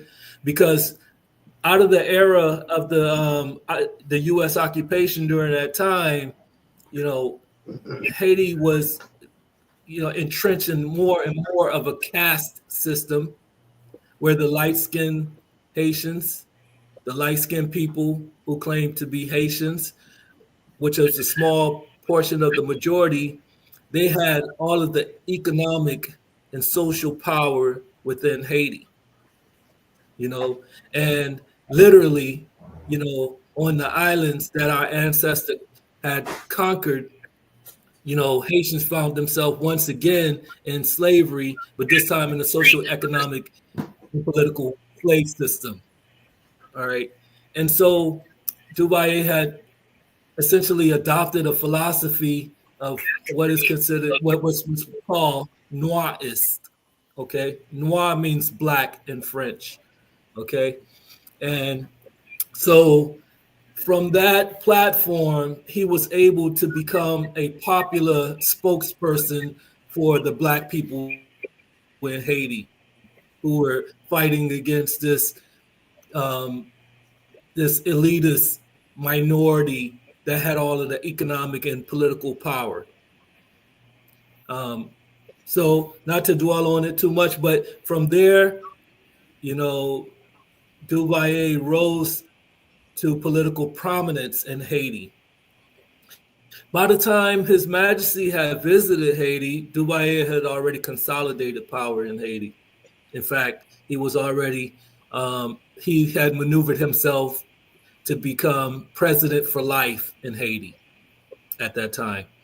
And so, like I said, he was a bit of a wild card, somewhat of a pariah, if you will. That's how they wanted to portray him. But I mean, I can remember once talking to my mom about Duvalier, and I was out talking to her, and I was like, Duvalier did this negative things. He was a dictator, sort of like the propaganda that was feeding to I and I. And then my mom was saying things in support of Duvalier. And so I was like, Mom, are you in support of Duvalier? Like, did you support Duvalier? And she laughed. And so she said to me, Culture, Leo, you just don't understand. Duvalier, before Duvalier came into power, there were no black people at banks. There were no black people owning businesses. There was very little black people to no black people in political affairs or any station of power that you could imagine in government or anything of that nature. Francois Duvalier changed that. Okay. And so he also had obviously was going through a bit of a social revolution in Haiti. What he was doing was a revolutionary thing, trying to get back Haiti to being black, but not only just regular, like say, okay, just to be black, to have black people there. Duvalier espoused a philosophy of pro-Africanism and proud to be African and of African origin, African descent. So he fully embraced everything that was of Haiti that was a initial like indigenous African culture in Haiti, if you understand what I'm saying. Even this flag, this wonderful flag that I have here, okay? He changed it. I don't have the version, but he changed the blue to black, and it was black and red. So if we're able to see those videos and you see it in color, you're going to see a black and red flag. Okay. And he put black there, obviously, for the people of Haiti. But he embraced all aspects. And one of the things that made him so controversial was that he also embraced the voodoo religion, the voodoo way of life, which I can tell you is the predominant spiritual, cultural if you will, religion, way of life for the Haitian people. All right. It's also very similar in other places like Cuba. So they've held on very tightly to that way of life because that way of life was all part of how Haiti became an independent nation in the first place. Okay. And so Duvalier embraced that, and that made him very, controversial to other people because they couldn't understand how a world leader of his nature, of his, right there in the backyard of the United States, would embrace such a controversial subject, if you will. Now, His Majesty, in my view, I don't know why. We could only speculate, but I would say this: that His Majesty, in my view, I would say that he made homage, he paid homage, if you will, not pay homage, but like showed his solidarity, if you will, to the Haitian culture and the Haitian people. And he did it in spite of, if you will, the political leader at that time. Okay? Because Duvalier was a very rough person, and I'm not going to delve into the details of his personality. But, His Majesty, the thing that His Majesty, I'm sure, knows is that Haiti had a historical tie with Ethiopia since the Ethiopian-Italian War in 96, if you will, right, during that time. So since the first Ethio-Italian War, Haiti had a relationship with with Ethiopia through an individual by the name of Benito Sylvain. Okay, Benito Sylvain. Benito Sylvain himself ended up being a person who became like the aide of camp, one of the aide of camps to Menelik I. And Haiti also supplied arms or helped to finance the struggle that Ethiopia had against the Italian government. So, there is no documentation that I can find, right? Because right now you got to remember that Haiti has gone through a lot of political turmoil. Everyone knows that's on this call. Anyone that know anything about the history of Haiti know that it has been the most turbulent the most turbulent nation in the Western Hemisphere, Black nation of the Western Hemisphere, and probably all together in the Western Hemisphere, white, Black, Spanish, or whatever, right? And we all, a lot of us who are of African descent, and anyone that's being honest, all know the reason why that turbulence has been ongoing since 1791, when those Africans decided to take over and liberate themselves, okay, and become an independent nation in 1804. So, there was already a historical connection between Haiti and Ethiopia at the time. And to me, I see it as just like how the iBook would say, there is no speech, no language where his voice is not heard. His Majesty made his presence felt in on the soil, right, that contained the blood of the Africans who stood up for liberty, for people all over, for enslaved people all over the world. Because you got to remember, Haiti is not just the only Black nation to have liberated themselves from history, from slavery, and become the first Black republic of the Western Hemisphere. Haiti is also the only nation in the history of the world. The Haitian people are the only nation, you hear me? The only people in the history of the world to have a successful slave rebellion that led to an independent African nation. Independent nation, period. Not white, not Black, not any other nations that were, or group of people that were enslaved. So one could only, speculate without any other documentation. One would never know be able to phantom the mind of the Almighty, and the spirit that dwells within the iris of the Almighty. No one can phantom that, However, we can look and we can draw some type of connection, identification between the two hybrids.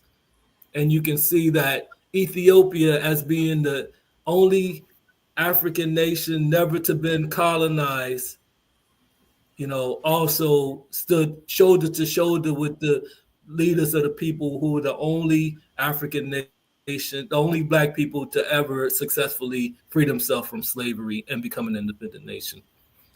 So with that, my brethren, I will pause right there.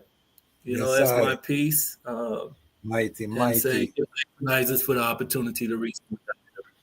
Yes, Very sir. mighty, very mighty. One of the things I remember as a young Ras from the Bingy house was a Haitian Ras. I can't even remember the brethren name.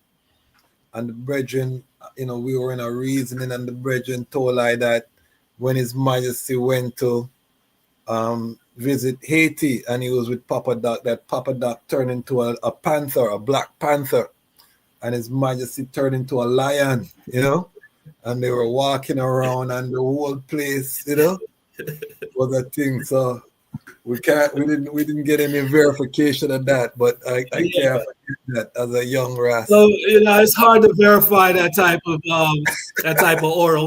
those type of oral traditions in history. That's part of, but it is said. I had many verses. I heard the little dog Lulu, right? What actually turned into the lion and that type of stuff, Okay. But one thing, like I said about Papa Doc, like I said, he started as a country doctor, and then he ended his position as the mystical doctor, if you will, in Haiti. So that was his thing. He was presenting himself. He would tell people that he has supernatural powers, and Haitian people, African people have a very strong belief in those systems right there. And and really from a true time, no one could really know and understand the power of certain physical things that happen on earth. I can't say as a scientist a person could turn into another animal. However, I know that science is limited, and for me, I've heard many stories when it comes to Haiti. I heard many stories of people claiming to have manifest I bring it themselves up. into. Yeah, that's why I bring it up, because Papa Doc was a practitioner of that high science, African science, and that always stuck with me as a young Ras, because this was a Haitian Ras, and he told me you're getting a top secret kind of vibration, and I said, wow. So I can't ever forget that sound. And I think I heard it from a next brethren from Haiti that was completely unrelated to. So as we say, we can't verify it, but that's part of the oral history. We've heard a lot of other things that also can be verified. So, but give thanks, every black person, and I think that's about. Go ahead, Bongo Grease. You said something. That's a pretty accuracy. Yes, the meeting with Papa Doc, the meeting with Duvalier and Haile Selassie was a meeting, was a meeting with an atmosphere of caution between both men. Truth and in fact, if you really study that particular visit of Haiti, it was an atmosphere of caution. His Majesty was very cautious of Duvalier, although Duvalier at his time explained to His Majesty that they both have, as two countries, Haiti and Ethiopia, they both suffer, or they both have same ideals as two countries. As the brother Ras Kulcha was explaining earlier on, right? Even at that time, Ras Kulcha, the brother you called but 7, he was an ambassador to Emperor Haile II. The Emperor Haile II, he got to them on that in the war, during the time of the war. what I want to find out is from, Patsy, before you move on, from Brother Small. I heard you mention in your discourse earlier on concerning the gift that His Majesty gave to build the school. However, I am aware that the Jamaican representative was in Trinidad for the visit by the name of Mr. Donald Sangster, who was given a gift by His Majesty for the preparation of that school. The size of the gift was never disclosed. Even Mr. Sangster said that when he reaches Jamaica, he will disclose the size of the gift. I do believe that the Brethren ever heard about it. You know, Rastafari. Give thanks. You hear me? Yes, yes, Bongo Jerry. Yeah. Go ahead. Yeah, so that only strengthened the fact that the Minister of Housing got monetary gifts in 1964, and I was told from people who were there that it was not only cash, but also bullion, gold bullion. You know, gold bullion? That is currency made out of solid gold.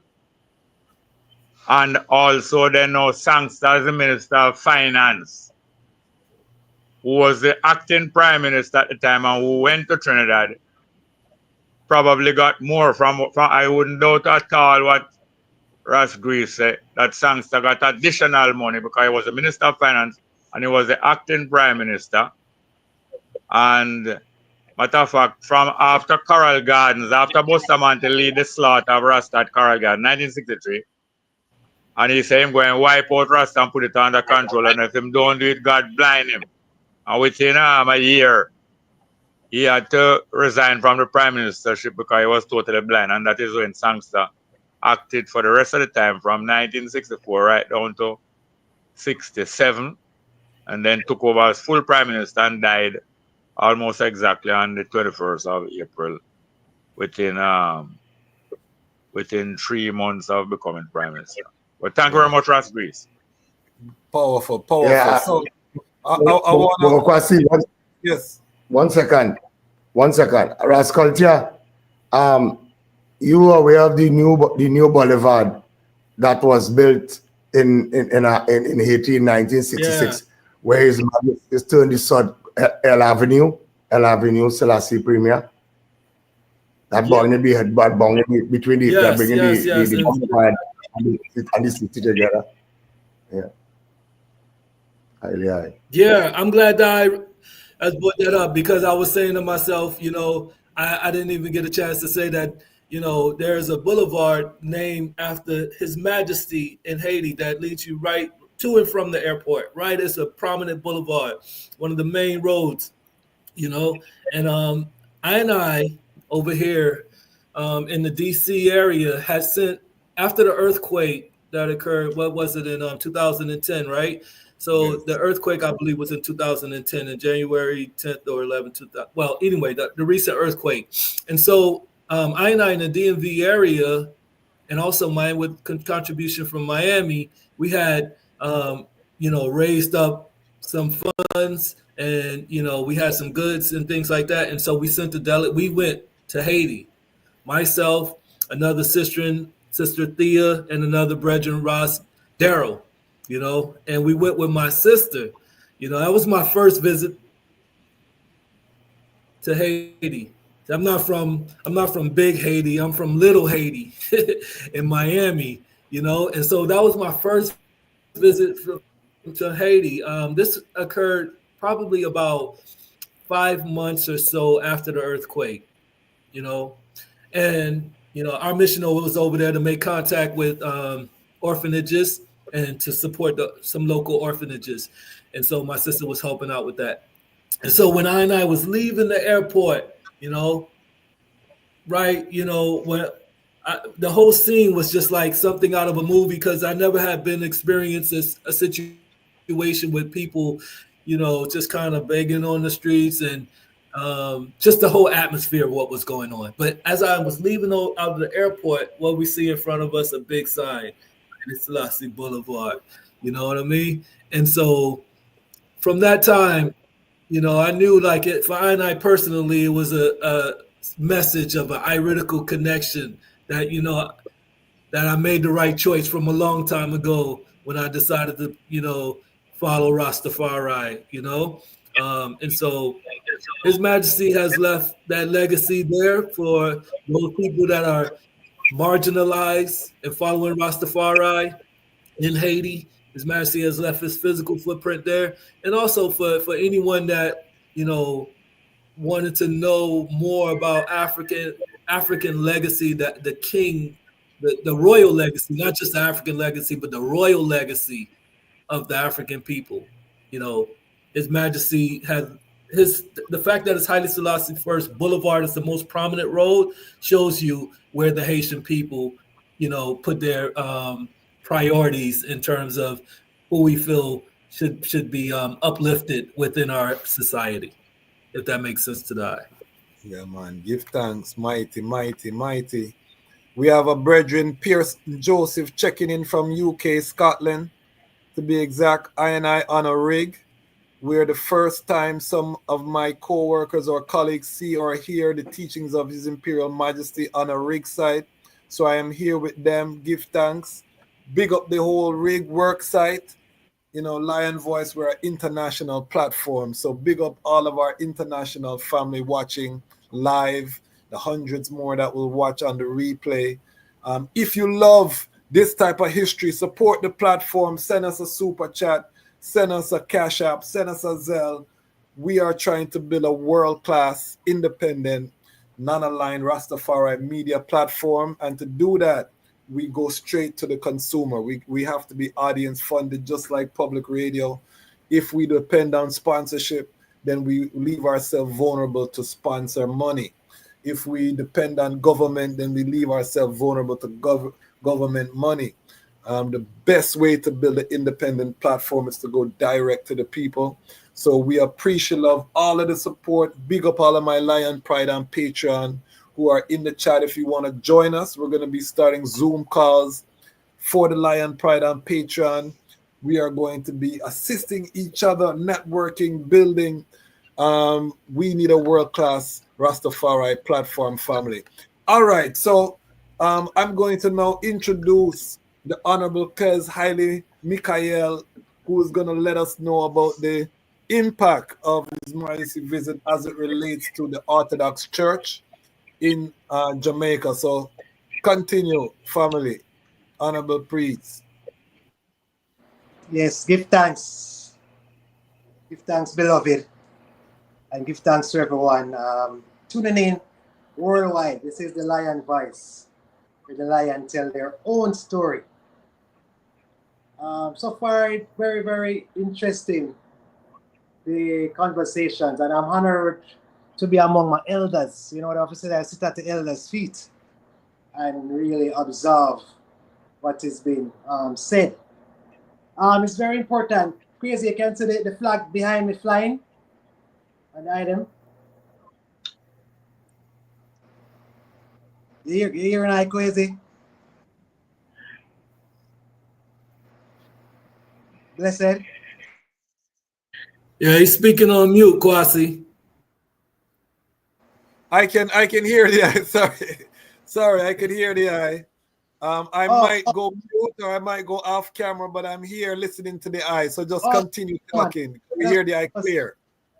Yeah, so I'm gonna start from the flag that is flying behind me, flying high, the Lion of Judah, and in the Caribbean, Ethiopian Orthodox churches, these are some of the only places where the Lion of Judah flag still fly very high. As you know, I'm in Trinidad and Tobago right now, and we just have the ceremony yesterday for the hoisting of the flag. So this is really the hallmark of His Majesty visit. And as Bongo Grease rightfully said earlier, the church came into the Western Hemisphere. Egypt, Jerusalem, and Trinidad and Tobago is the first place in the West that the church came to be established. So even though I might crazy, you are in the States, maybe in North America, and many ones, you can see much Orthodox church has been established throughout the Western Hemisphere. So we as African descents, we as living in the Caribbean right now, we should be proud and we should be honored that we, are able to celebrate the coming of the church, being the first place out of Ethiopia, one of the first place out of Ethiopia to be established. Very importantly, also when Bongo Grease mentioned Majesty visited Trinidad and Tobago first, they are a priest or a member of the royal Caribbean descent, gave him a palm leaf, and that's very significant. Also, as our brother Bongo Jerry Small alluded that His Majesty is a mystic man, like a chess player, because now we are celebrating Palm Sunday. We celebrated 2 Sundays ago, and now we are celebrating the resurrection Tensei, which coincide with the Western Easter. So when His Majesty got that palm leaf when he visited in 1966, it was of course in the time of the Palm Sunday, which is Hosanna. So from 1952, when the church was established in Trinidad and Tobago, His Majesty, wherever he trod, is customary and is a part of his duty to visit a church. As we might have seen, he tried many places, and from Orthodox churches there, because this is coming from tradition, His Majesty uphold the tradition from the baptism of the Ethiopian eunuch, which was 34 AD. That's the 1st century after Christ. His Majesty being a Christian king and a defender of the Ethiopian Orthodox order faith. His arrival into Jamaica was very significant. There was no church in Jamaica at the time. And His Majesty know that we being blood brothers and sisters, as he mentioned, that He wants us to share within the glory of Ethiopia being a free nation. Because we have been through slavery, transatlantic slavery. The Ethiopian history wasn't really resonating among the populace. You have some pioneers, yes, who went to Ethiopia, and as Marcus Garvey did say, we must look to the east, the crowning of a king. So we get to learn all these things, but the fulfillment wasn't been dispensed because of the colonialism.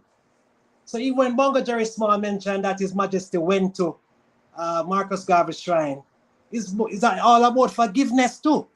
Because even though His Majesty know what Marcus Garvey had said through ignorance, he still asked to stop because he's showing compassion and forgiveness. So in 1952, the church was still in Egypt. Ethiopia never got their patriarch or author-philosopher till 1959. So you see the mystic. And I want to go back to Bongo Jerry Small. He mentioned that Trinidad means Trini. And a plot of land was even given to Trinidad to build the Holy Trinity Cathedral. I visited that place recently since I'm here in Trinidad. And even in Jamaica too, land was given for the Holy Trinity Cathedral. So His Majesty wanted to replicate what was happening in Ethiopia in the Caribbean. That was one of the spiritual reasons why His Majesty even arrived into Jamaica, separate apart from the governmental diplomacy and all that, which is the state. But you have to remember, say, the church and state is what governed Ethiopia during the time of His Majesty. So a very important person to mention too is Marginal Planner, because that's how I got my knowledge. I was at Marginal Planner feet at the University of the West Indies in my late teenage years, and learning about His Majesty, the visit of His Majesty, the purpose of His Majesty. So the Ethiopian Orthodox Soada Church and His Majesty visit is very significant. I do want to mention one of the sacraments, which is baptism, because like Springer and a lot of persons who went to Ethiopia from in the 60s, from even the 50s, to invite the church to the Western Hemisphere too. And the Rastafarian brethren and sisters are very important to this movement, because there was no African church, as I said earlier, in the Caribbean. All of the churches were colonial churches. And it was very important that an African church come to Jamaica. Our brother Bongo mentioned that his father, who was a judge at the time, couldn't speak an African language. So language is very important too. The Amharic language, His Majesty wanted us to speak a language because there is power in the word. You can imagine you can even mention a few Giz words when you are going even through certain pain and suffering.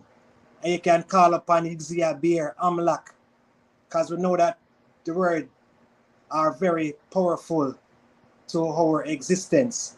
So a lot of things to be said, and there is a lot of information also that persons can go and read. So in concluding, I would want to heal up all the ones from the Ethiopian World Federation too, because those brethren are pioneer to bringing the church into the Western Hemisphere. And His Majesty is the defender of the Ethiopian Orthodox Soada Church faith. And we see the route that he took from Trinidad, Barbados, and then to Jamaica. 3 days, 1 day, 3 days. And as we say, 3 in 1 and 1 in 3. So Ras Kwasi, Yes, there I. any question audience, and I could take that now, as you know. So that's my contribution. And there is a lot of churches now in the Caribbean, Antigua, Trinidad, Tobago, of course, Jamaica, Guyana, which is going to be one of my stops. Puerto Rico, recently established a church, French Martinique, and many more places in the Caribbean and Latin America. And I really, we wish a church could establish in Haiti, because we're talking about revolution, but the spiritual revolution is very important for the existence of my people. Give thanks, Rasquezi. Yeah, man, give thanks. Before we get into any questions, if you have any questions for the honorable priest, put them in the comment section. I want to bring up this Haiti footage because a lot of people don't know that there was footage from Haiti. So I want to bring up some of the Haiti footage so we can just get a glimpse. The ones in particular, Haiti and Barbados, both of them have footage that I found on YouTube.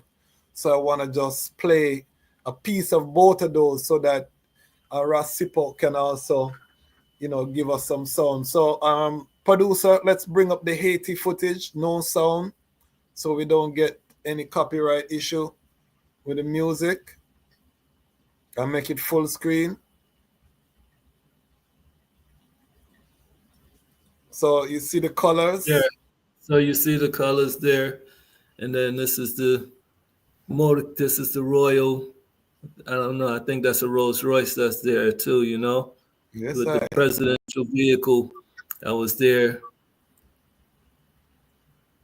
And of course, Duvalier and his wife, his emblematic top black hat. Duvalier is the man that, wear that hat for spiritual reasons, believe it or not. Serious scientist. Yeah. And you see how he had the Africans there, the Haitian people doing traditional African dances, you know.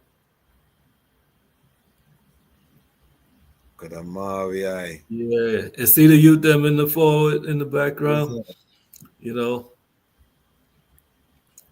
And so he had the palace guard. Yes. Yes. Yeah.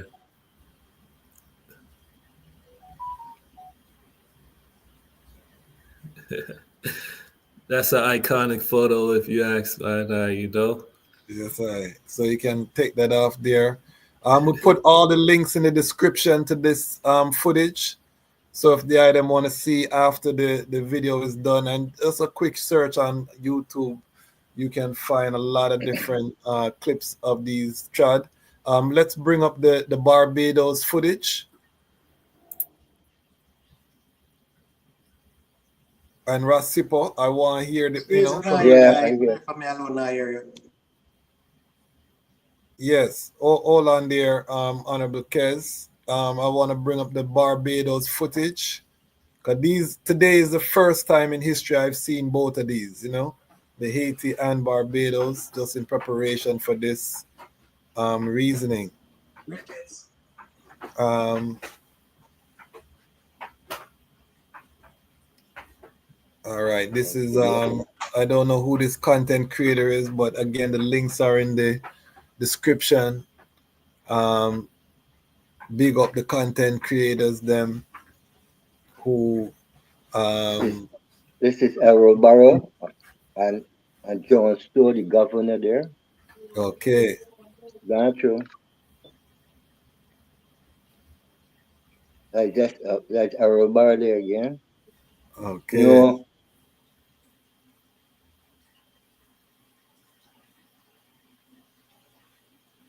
these are some ministers there, just look like outside the House of Parliament, like. Yeah, this is inside the House of Parliament yard.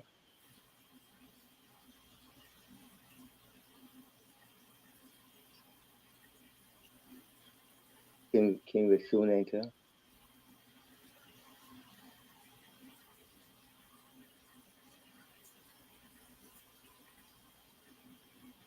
That is that those couple there, white couple, Lord Avons.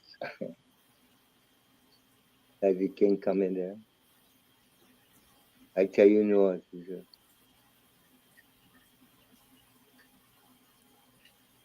This is Mr. Motley. That's Mayor Motley grandfather really. Okay. Yeah. Elton Motley. So another thing this is outside House of Parliament, because the king never went up in House of Parliament.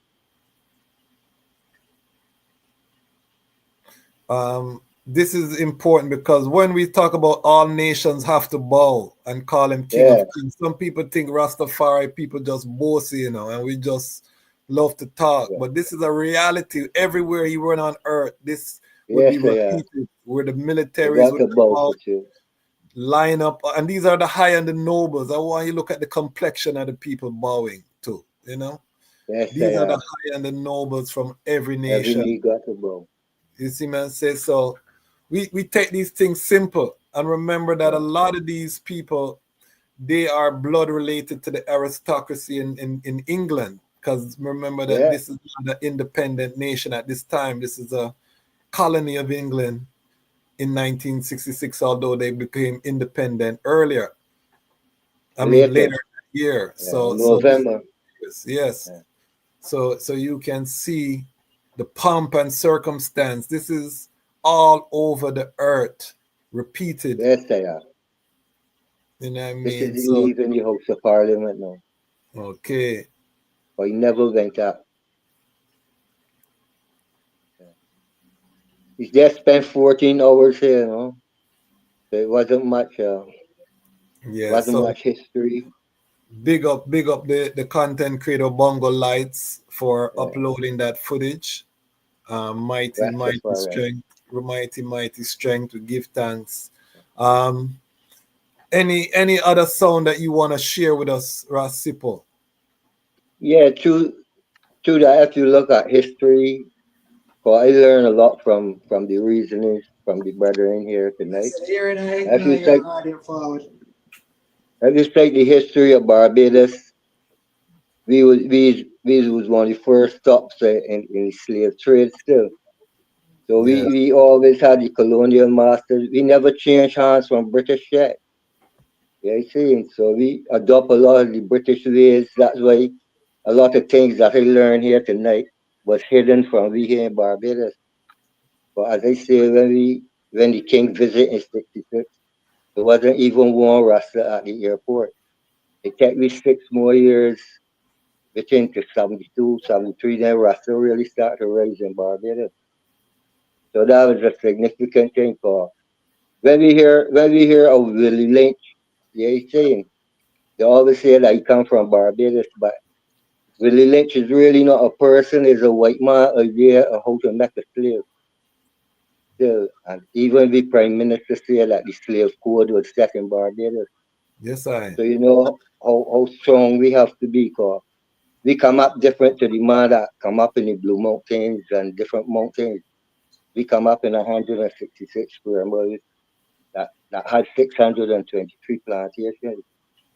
You see, so to be a Rasta in Barbados at that time, you had to be real strong because you come up against real colonial people. You see, so that's why they call it bar down. Like my brother he say that we call the bearded, we name the bearded fig tree. But in Barbados, beard was outlawed too. The outlaw beard was outlawed, drums was outlawed. You see, them are the things that get outlawed and wood carving. You couldn't do none of the three of them things in Barbados. You couldn't wear a beard. Rastafari come and break that cycle Hot, because most of the youth men now taking up the bearded fig tree still.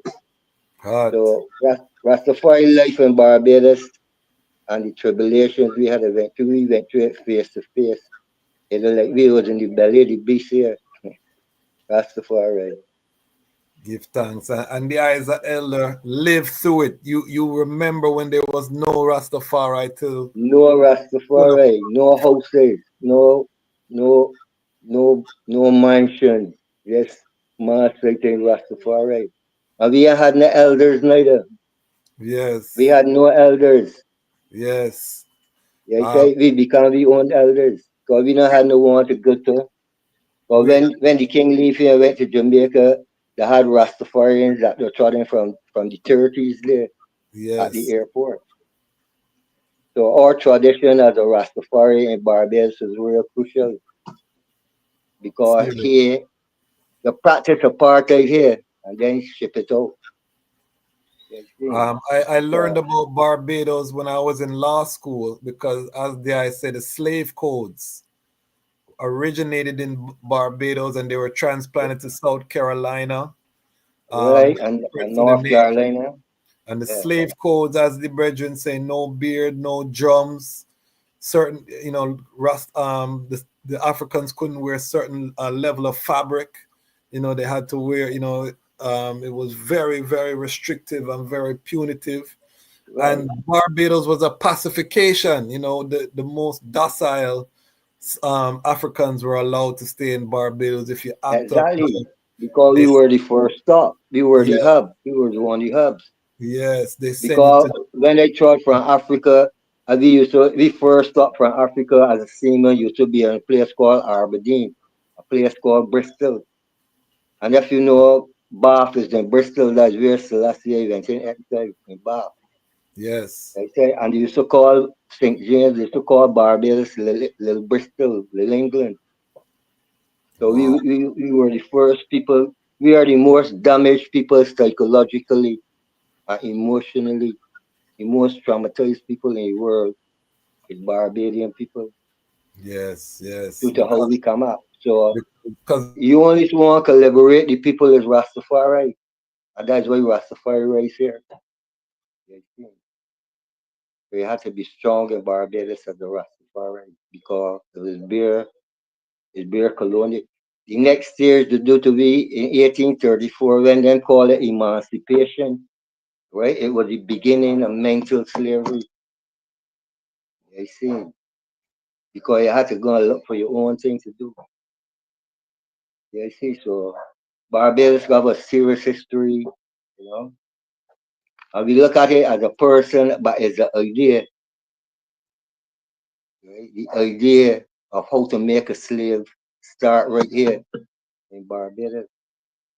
You see, we used to export slaves. when British Guyana was, well, you know, British Guyana was British Guyana. So they even used to bring people from Guyana here to get practice as a slave. So them is things that they used to do. Here was a laboratory, really. Here was a lab. So to be a Rastafarian Barbados, it wasn't right now, even with the marijuana talk and everything, the only place that it's still illegal is being barred down. Yeah, see, because we bar it down. So we got to stand up and know that. But that's why I give thanks that the Emperor still passed through to the help of Eric Williams. I'm still glad that the Emperor passed through because he really inspired and like a lot, you know. In the 30s and the 40s, he used to sing the conquering line or destroy the Judas shall break all chains and set all captives free here in Barbados. But all that they get lick out of the whitewash out of it. Because what they do now is bring it from class, they bring it from racial discrimination and put it into class. So in Barbados, it's who got privilege, right? They had some plantations in Barbados. The slave master used to bring all the slaves from Draxall plantation in St. George and tell them 600 men, you obedient slave for the whole year, can get a little privilege. One slave for every plantation. Once you do good, you will get privilege. So you know that create a rat race, that create backbiting, and you know, some of the greatest sabotagers in the Caribbean really is the Barbadian people because the perfect apartheid here. So I went to apartheid in the 70s when he imported the rule in South Africa. I just sailed into there, like Mozambique, Durban, South Africa, at Cape Town, Mozambique, Tanzania, all them places I tried already. Give thanks, give So I thanks. know that when the apartheid here in Barbados is that you can't get to the oppressor. You gotta go to the second class first. You know, called the creative system of the have and the have nots. So Barbados is a serious place to be. That's why King said that we can stand up to the expectations and fight for the everybody to say that give it to Barbados and the Caribbean, we kindle the fire of freedom for Africa. So I give thanks for that. And brethren, I learned a lot from from here tonight. That is the truth. So Barbados only get a speck of it. Like Jamaica had 3 days, Trinidad had 2 days, this places had days. We only had 14 hours of the pure mother sleep. So we give thanks to, you know. So all we got to do in this time now is rally around, right? And work upon what we have in common and remove certain differences from among we call we going in the same direction. And I give thanks for that. So give thanks. Give thanks for that. Give thanks for that. We had a Rastafari. little bit of technical difficulties, Give but thanks for Kwasi. give thanks. Bongo Grease, there I was saying something. Yeah, I was saying something to Ras Sipho. Yeah. That I was saying something to Ras Sipho that the hours of His Majesty I heard Ras Sipho say 14 hours visit, but the 14, visit to Barbados, to me, the visit was in Barbados was approximately 2 hours. 2 hours. He arrived 8 a.m. He arrived 8 in the morning and spent 2 Yeah. hours. Because Yeah. what has happened Right. is that Mr. Errol Barrow had known about the tour even before Jamaica. Since it was first mooted, Mr. Barrow had known about His Majesty visit to the Caribbean. However, it hurt Mr. Barrow all because he could not get a state visit of His Majesty. Only Trinidad and Jamaica could get it because Barbados was still under colonial rule. Remember, he was premier. He was Premier Errol Barrow, so he could not get the privileges. He could not get the privileges to have a state and official visit. So that is how patriotic it is that he keep begging and negotiating it, because his father, Mr. Barrow, was a well-known man in Harlem and these other places all about in America, the former Barrow. So he keep pleading and pleading, but successfully, it was going to be very hurtful to Mr. Errol Barrow if that plane, they leave Trinidad, heading north to fly to Jamaica without giving Barbados a visit. Since Barbados was always very patriotic. Always very patriotic. That's why His Majesty never went up in House of Parliament. So. Yeah, you know, and that's how it is. And that's how, yeah, and that's always, and what the visit did after the 2-hour visit and His Majesty left to go to Jamaica, it forced Mr. Errol Barrow to seek immediate independence for Barbados. Right, and he got it in 30th of November, same year.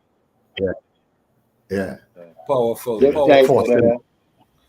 This assembly of minds, you know what I mean, is unique on the internet, and this is one of the reasons that we established the Lion Voice Network.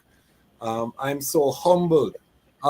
Bongo Jerry, I know that I have a lot of gaps that I can fill in from what you're hearing. Can I hear everything?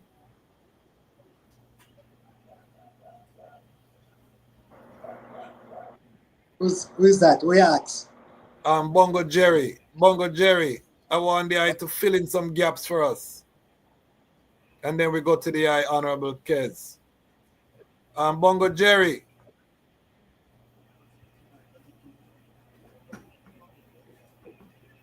There I can hear Bongo Jerry.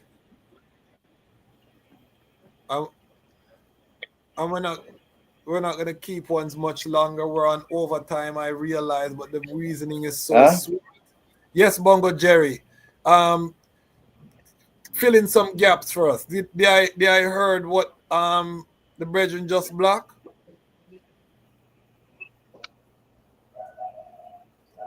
Bongo Jerry's phone is giving us some challenges. So while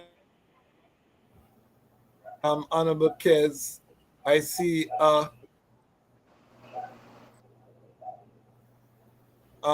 Princess. Why was the Ethiopian church established in Jamaica? Maybe you can answer that.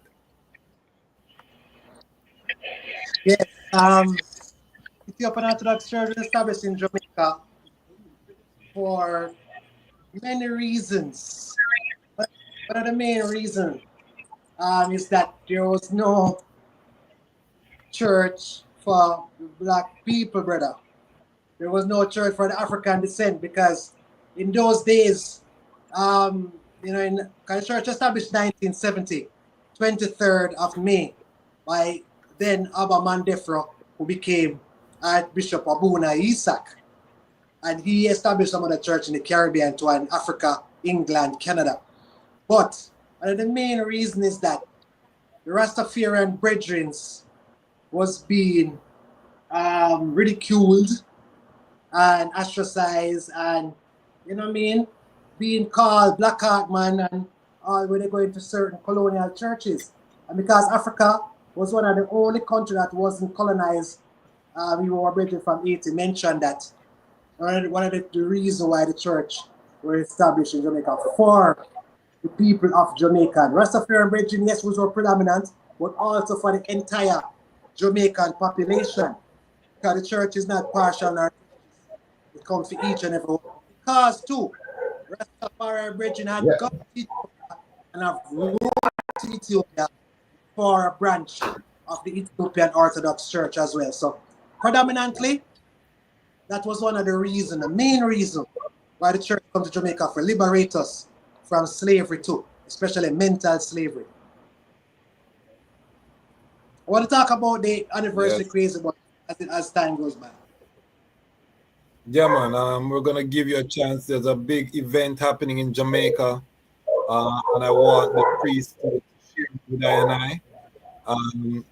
But yeah, man, there's so much history. Bongo Jerry, can Yeah. you hear us? Yeah, man, you hear me? Yeah, man. Talk to us You hear about me? the impact. Yes, sir. We hear the eye clear.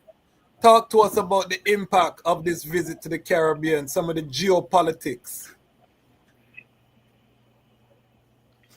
You mean the visit in 66? Yes, I. Yeah, well, What? in 1966, after 4 years so-called independence of Jamaica, we, especially the Rastafari, we didn't know that the independence was not a real thing. It was a contrived thing to make it. It was a cosmetic thing to make it look like you get independence. At the same time, to let the local representatives of Britain, because these political parties here, they were established by Britain. They were established to get out Marcus Garvey. I wonder if you hear what I'm saying. The British were searching for some local leaders who they could bring up against Marcus Garvey, because when Marcus Garvey returned to Jamaica, coming straight out of prison 1927, it was trouble for the British in Jamaica. Marcus Garvey coming back to Jamaica, establishing a political party and start to act up. It was trouble for the British, and they were looking around for some local educated black or brown or white people in Jamaica to counteract Marcus Garvey. And although Norman Manley had many admirable traits and characteristics, at the same time he was a lover of Britain. Even Marcus Garvey was an admirer of Britain, an admirer of many of the British ways, That's why I see him love wear him waistcoat and him jacket and him hat and even model the uniform of the President General of the British colonial governors. But it is gradually people put off all of the trappings and all of the associations. I still not going to criticize Garvey for that. You see how most Rastaman kind of look down upon people who don't grow them hair high and call them bald, or people who shave them beard and call them bald. Marcus Garvey was a bald too. And yet he's one of the greatest African leaders of all time. So gradually people make advances. And some of the people that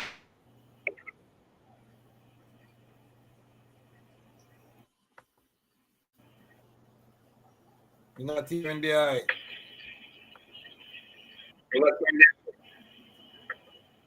We're not hearing the eye, Bongo Jerry.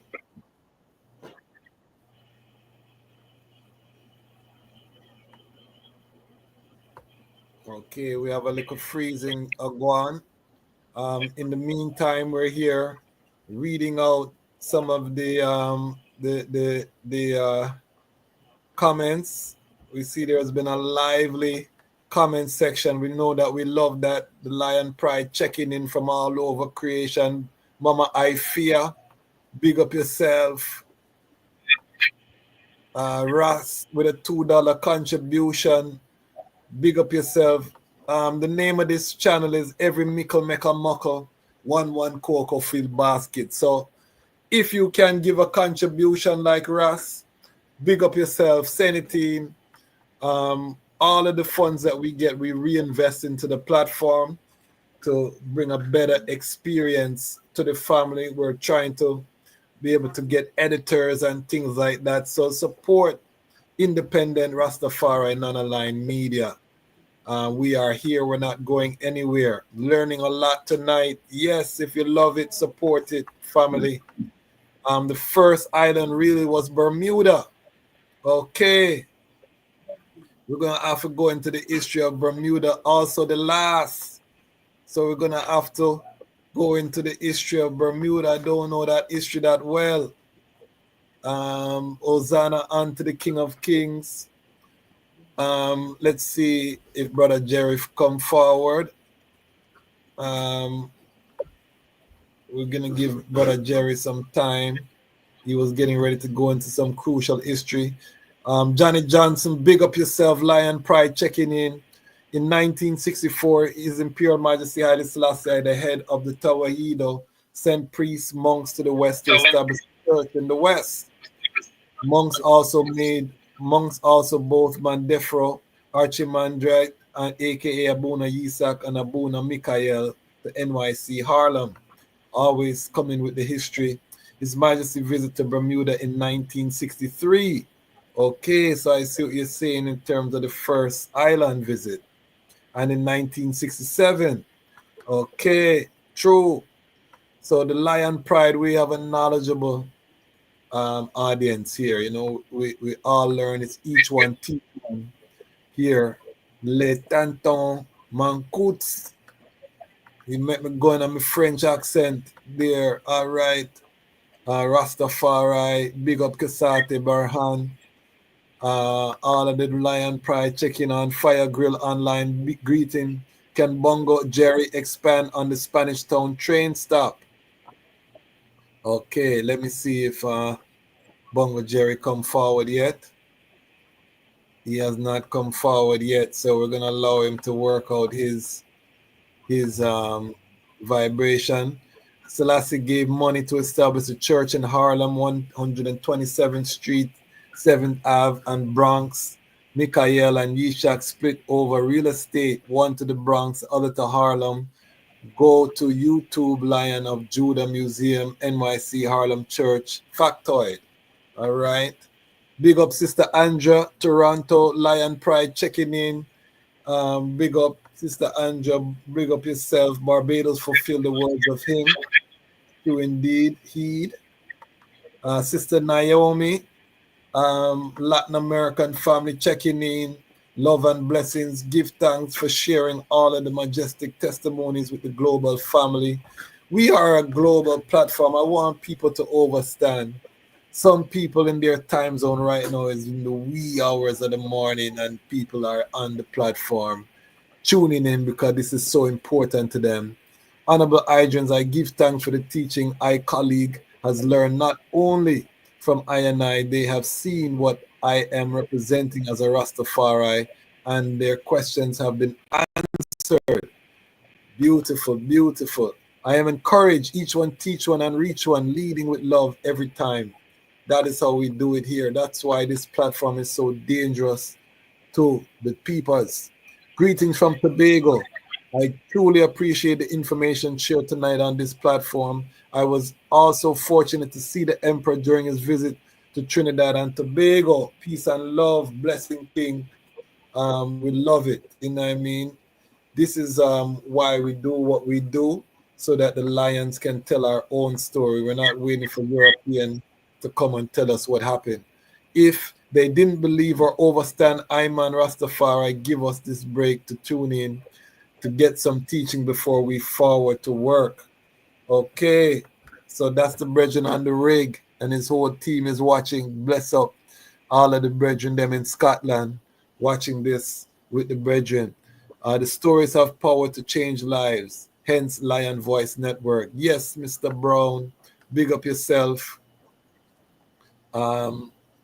We are going through the comments. First Abyssinian Church, Harlem, NYC, registration in 1809. That building was burnt down, but the ground was broken.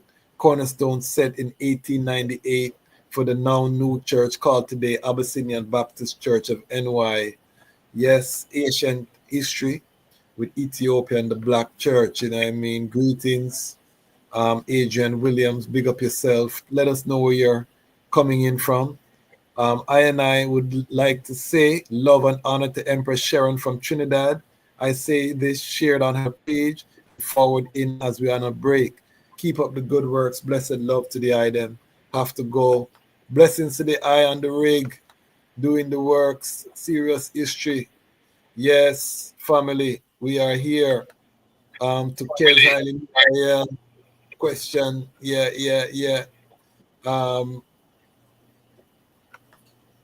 Is that Mama Ascali?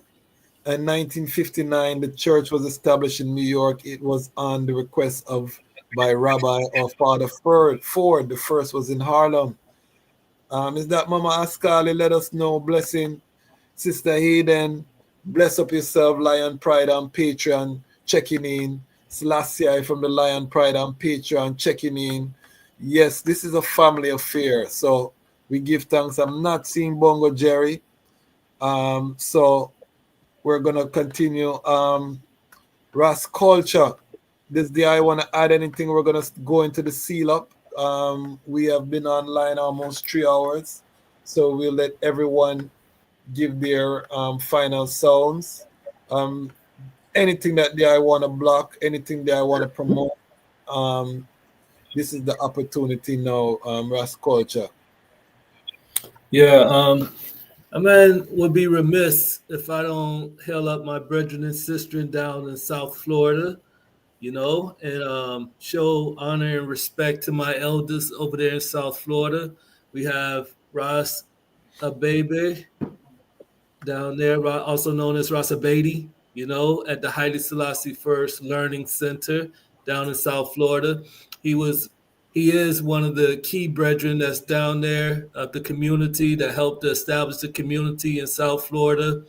And is a brethren that absolutely positively need to be, spotlighted on this platform at some point in time, so you can, learn from, his knowledge. He's a living legend in and of himself, So just want to hail up the brethren down there, hail up all my brethren and sisters down there. All the sisters, Ross, Jazani, of course, Sister Arlene and all the other brethren, Ross Danielle down there, and the old Naya Bingy house. That's in Little Haiti. Naya Bingy has provided a spring, if you will, to refreshing the people, down in that area right there, because, just like a lot of inner cities, there are a lot of crime, there's a lot of poverty, there's a lot of violence and things of that nature. However, the Naya Bingy House, since being established in like the late 90s, late 80s and early 90s, have always stood firm since that time, and has, helped to bring culture to the people, Yeah, and it's through it's through that grassroots movement, because people don't understand Nyabingi House. They hear about the Nyabingi, but until you live in a Nyabingi house, you don't really understand it. You have to be entrenched in Nyabingi. You understand to understand what it is, because it is truly, like a iridical maroon way of life, if you will. It's not something where you go and everything is nice and pretty. It's a struggle. You understand? And the brethren and the sister and them that stand up for the Nyabingi way of life, and help it to grow in the inner cities and the ghettos and all of the hoods that's in America. It's nothing but the utmost respect for those elders. So give thanks to my elders that's over here on this platform, that, reason with I and I. With I and I know that, I and I is just another, part of the I branch, as the item serve as the root and the connection to I and I ancestors. So give thanks to Isis, and I am, truly humbled and appreciative to be on this platform with the brethren and sisters. HaileSelassieI. HaileSelassieI the first, and as I said, we're gonna bring forward Ras Kulcha when we do our STEM series: science, technology, engineering, and math. The brethren is a structural engineer with decades of experience working on massive infrastructure projects. So we want to hear his pathway to becoming an engineer, so we can help to inspire some of our young Rastafari youth to follow in his footsteps. I know several engineers. We're going to try to get all of them. You all saw Mama Thea, who's a chemical engineer who went to school with I, Ras Kulcha as well. And we have others. So Ras Boo, who is part of our Ubuntu Lion Pride, is also a civil engineer. So we're going to start bringing these ones for the global family to see Rastafari ones who are working in the STEM fields. You know, we have a mathematician out of Jamaica, Ras Pizzle. We have his interview already.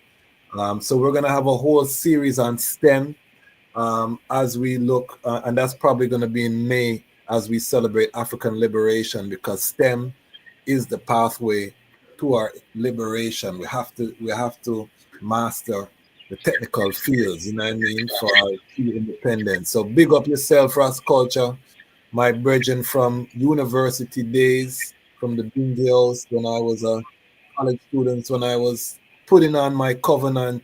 You know, we come and see these brethren treading. So, you know, always give thanks for the ones them, you know, from that time to this time, still putting in the work. Honorable Priest Kez Haile Mikael, give us your final sounds and tell us about the upcoming events, and then we'll have our elders give us their final word sound. Yes, Ras Crazy. You're hearing I, right? Yes, I. Yeah, man. Yeah, man. Give thanks again. So my final words is, seek the Most High first, and everything shall be added. You know, we are going through a lot of unprecedented things right now in the world. His Majesty come and say, until the philosophy, which all one race superior than another, you know, everywhere will be war. And, you know, we know so the beginning of all these things is really the beginning of sorrows. So I think as the Caribbean, as people, you know, especially, but I will start with our neighbors, because the Bible says, Majesty says we have one of the oldest version of the Bible.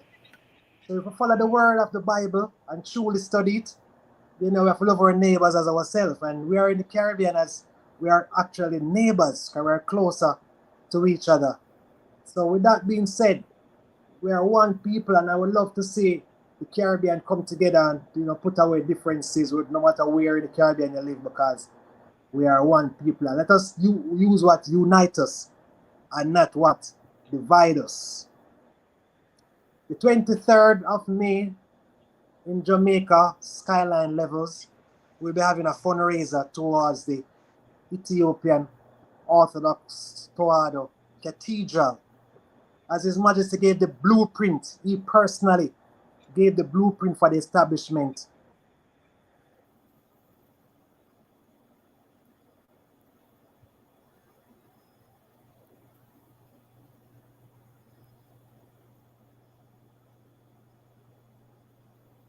Is that Wi-Fi the guy? Is that Wi-Fi the guy? Wi-Fi got him. Wi-Fi got him, but we still moving on. We give thanks. The brethren, when he comes forward, when he unfreezes, will let us know about this event. All the Jamaica family, we're asking the IDM to tune in and to support the work. The church does a lot of positive work in Jamaica, and again, it was sent there by the order of His Imperial Majesty HaileSelassieI I. So the brethren them are a living testimony. His Majesty came to the Caribbean and saw all these European churches dominating, and said if the people want Christianity, he's going to give them the authentic root, you know what I mean, so that the people can gravitate. And I foresee in this time of tribulation that the church, the Ethiopian church, is going to grow as people put down the Western. You know, we're going through a kind of renaissance in Black identity globally. And I can foresee a lot of, because the entire Orthodox Church is growing in its membership. You know, a lot of people are leaving the European churches to become members of the Orthodox Church. So I foresee a lot of that taking place. So definitely let us support. His Majesty is inextricably linked to the Orthodox Church. You know, there's no separating His Majesty in the art. It's by law in the Constitution that the king, and also his coronation oath, he swore an oath to the church, you know, so he is the defender of the faith. That's why you would never, even though I'm not an Orthodox Christian, you would never hear I speak a word against the church, and you would always hear I defend the legacy of the church. Because why? When Africa liberty was on the line, it was a king and a queen under the banner of the Orthodox Church that unified Ethiopia to rise against Italy and slew the dragon. So you cannot separate the church from the Pan-African history. You know what I mean? As a lot of people would just like to say Christianity is colonialism. I disagree because of the role the Orthodox Church has played in the unity of Ethiopia through the decades. You know, many mediations to bring the church together. I mean, the different kingdoms of Ethiopia together. So we always respect the church, and we give thanks for the brethren. You know what I mean? Showing that solidarity with I and I as a Rastafari independent non-aligned platform. Ras Sipho, I can give us while we wait for the ones them to forward. I can give us the final sound. Yeah, Ras Tafari is Imperial Majesty I. First of all, I have learned a lot from this session here. The real history, a lot that I learned from it. And His Majesty always say, well, life have taught him, he was surely one who willing to learn. You have to be willing to learn. And I will finish it in a way like saying that the emperor show you that the basic ingredients to, to spirituality, you have to be of a disciplined mind. So what we have to do in this time is free ourselves from mental slavery. Learn, we got to learn and practice, not word song alone. Practice to love one another like a brother and a sister, and we will conquer. God, His Majesty show and I that and I confident in the victory of good over evil. I give thanks and praises in the name of His Imperial Majesty and Empress Mennonite. Give thanks. And we're gonna ask the eye to return for a solo reasoning, because just the fact that the eye was in Ethiopia during the Derg Revolution to eye is an entire program. The eye trotting through Southern Africa is an entire program. So we wanna definitely reason with the eye about the eye liberation trot and what we witness as a one diaspora trotting through Ethiopia in them times, you know? In Djibouti and them places there. Give thanks. We will arrange that the time. Yes, I give thanks and big Give up thanks, the Eye Queen. Big up the Eye Queen for assisting I and I, you know, with the technical things, you know, perfect love. One perfect love, eh? Yeah, man, one perfect love. Bongo Grease. We're gonna ask the Eye to give us the sealing word, because all of the Jamaica Wi-Fi is cut off. Wi-Fi, the guy showing his face, but we are still moving. Give us your final word, sound, before we see. Again, you know, to really finish off the reason we need, and I need like a whole night. There's so much about it, bit, you know. As pertaining to my brethren, Ras Kulcha, a point to remember too about that visit. That's that caution about atmosphere visit with Papa Doc, with Mr. Duvalier, is that Mr. Duvalier did stand on very firm grounds in terms of what is important to look at is that all the places His Majesty go, what was his speeches to Parliament, or what was his speech? So back then in Haiti, Papa Doc made his speech, but Papa Doc's speech was that he was about to show His Majesty how Haitian people are so very proud of their national dignity, as a proud people. You know, that's why he really indicates to him that the ideals of Ethiopia, the ideals of we both have same in common, you know. So that was just a point inside. Another thing that is happening is that based on that visit to the visit to the Caribbean, you know, it was a prophetic move in terms of His Majesty, because His Majesty entering the Leagues of Nations and having to join this important body, really, sometimes you miss the point, but sometimes you can't miss the point, because it was a progressive move, since His Majesty's main intention was about collective security, as we see in today's life with NATO. That is his my view, you know. Collective security, and that is what His Majesty established in 1936. It was all about collective security, but you know how it goes. So the visit had a lot of positives in terms of uniting the Caribbean people, you know, bringing even, you know, the consciousness of Rastafari, causing people to be, you know, have a better understanding of the continent, or which Rastafari is the progenitors, in alerting people of the African consciousness in them, you know. So the visit has done quite a lot in terms of bringing I together. And I mean, as a youth who see His Majesty, and I was also born on the 23rd of July, I was a real fireman in terms of studying His Majesty inside out, you know, all aspects of His Majesty in terms of, you know, humility, work, you know, that way to give I the teachings of His Majesty. We don't want no devil, you know, and just by studying the speeches of His Majesty, I mean, I'm not an ancient, but as a young elder, but as a young Rastaman coming up, that was my Howard University, studying Rastafari, and just especially the teachings of His Majesty. It was such a glory that I man find joy in nothing else more than just reading about, you know, life, nature, His Majesty. You know, that's why, as you indicated to the brethren early, in terms of the Orthodox Church, respect for the church is important because the church aids in one's spiritual growth.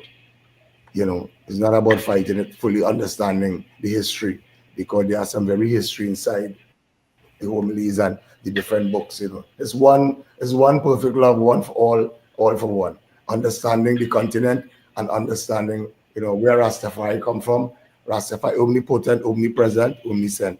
You know, so again, we give thanks to all who to all who was on this medium, listening these beautiful, highly informative discourses. And remember, in today's world, what counts most is lion voice. Lion voice is where iron sharp iron. Lion voice is where, you know, the Rastafari who are here with us now, who have studied the tenets of the faith, who had walked the walk and understood nature. Because really and truly in the life, most times, you know, you want to be Rasta, but you can't find Selassie I. Selassie I just find you. So blessed are the chosen ones in brethren and sisters. And we give thanks for the bountiful works that the Most High will strengthen our brother Kwasi and all the others to continue the works to spread the true gospel of Rastafari, telling I story. Haile Selassie I. Give Yes, thanks, I. my elders. Give thanks Give to thanks, the right? global family. As I said, this is a labor of love. You know, countless hours is really become like a full-time job, but I don't mind putting in the work because of the response. Again, over 40,000 people have viewed the content in the last 28 days from around the world. I get the analytics in terms of the places that are watching. So I'm very encouraged. I'm reaching out to all of my brethren and sisters, though, who can afford to give some financial strength.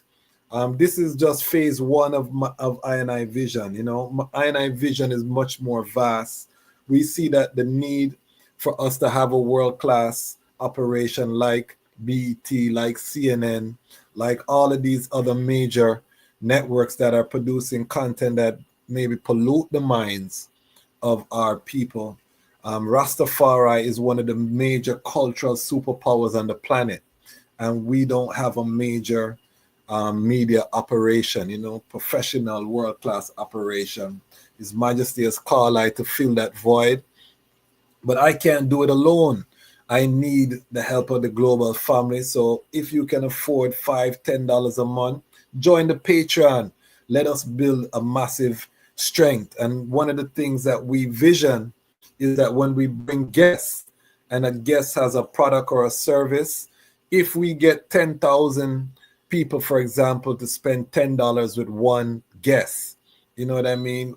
Think about what that does for that person's business or their service.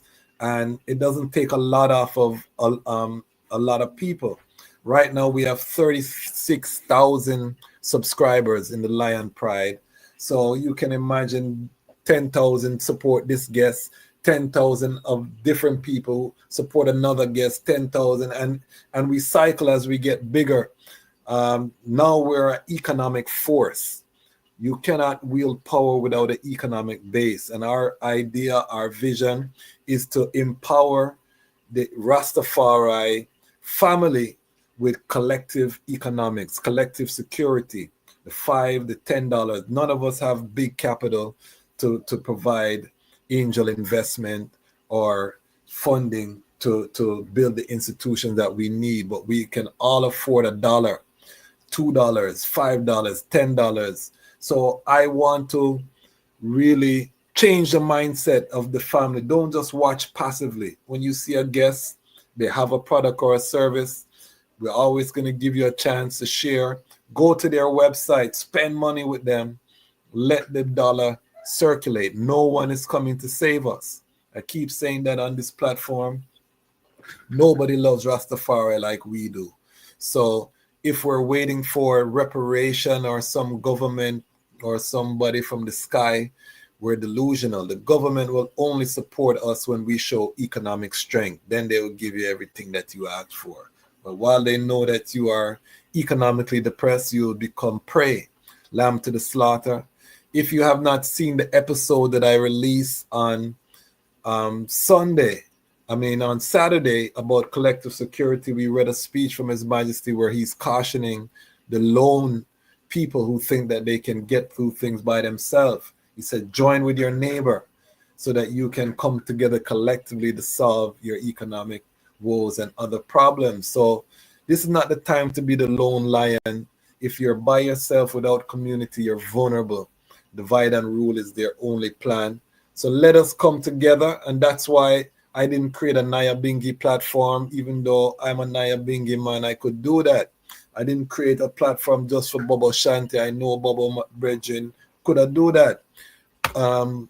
12 Tribe, the same thing. We created a platform for all Rastafari, whether you have locks, no locks, whether you're aligned, non-aligned. Once you love His Imperial Majesty Emperor Haile Selassie I, this is a platform for the eye. Once you are a Pan-Africanist, this is a platform for the eye. We have, brethren, European brethren and sistren who support the platform. We love them. But our goal is to feed the root. That's why we keep it Black Pan-African. And we accept the love and the strength of all of our allies from around the world, because not just Europeans, we have Asian, we have all nation, creed, and cultures that love His Majesty. And so, hold on one second. What's happening inside here? We have some thing going. Fire alarm. Sorry, my son is there doing something that he probably shouldn't be doing right now. But hey, we're a family man, so that's the reality. But all I'm saying to the family is that we have to come together now. This is not a test run. If you look at what's happening in the world, we're watching the collapse of the Western hegemony. Neocolonialism is falling. It cannot survive in an information-rich environment. The peoples of the world are rising up. And Rastafari, we have a role to play, but we cannot play that role as an impoverished niche people. We have to claim our nobility, and we have to build economics. So we always push that on the platform. Big up the Lion Pride on Patreon, everyone who's supporting the platform. If you don't like I'm annoying, I don't care. Support somebody else. You know what I mean? It don't have to be it don't have to be We have so many platforms, iYard Radio, Honorable Priest Isaac, I Just Star, Rastafari TV. I can call them all day. Once you start calling names, you forget people. But we have so many platforms. Go spend with them. You know what I mean? Find a Rastafari business and support it. It doesn't have to be I'm saying the principle. I don't worry. My people will find You know what I mean? The Lion Pride on Patreon. Big up to the them and many more who will come in. I'm not worried because we put in the work. We know that we'll see the result. But my statement to the global family is let's get active. Don't just watch. Don't just pay your bills and you're spending all your money with the utility companies and no institutions are being built for Rastafari and for I and I. If we're not funding our institutions, then we are saying that they're not valuable. So this is what I'm saying to my family, and I will continue to say it. Give thanks to all of our guests that feature tonight. This was truly a historic presentation. We are in the revelation, and we will continue to bring the item cutting edge. Next Sunday, we're going to have another panel discussion featuring the 10-year anniversary of the Dangerous Drug Act in Jamaica. We have some experts in the Rastafari sacrament that will detail all of the changes that have happened since the law was enacted, the first law in the Western Hemisphere to recognize the Rastafari sacrament, 2015 in Jamaica. We're going to talk about it next Sunday. Mark your calendar. We also dropped our first clip from Loot and Fire. So if you have not seen our Loot and Fire episode, go check out Loot and Fire. Big artist out of Jamaica who has maintained his integrity in terms of not going to slackness. Big up Loot and Fire. Very powerful reasoning with Loot and Fire. And we have a lot more content. Daddy Bosco on the way, the Rastafari Continental Congress. We have a lot of African content we're going to be sharing with the IDEM. Stay tuned.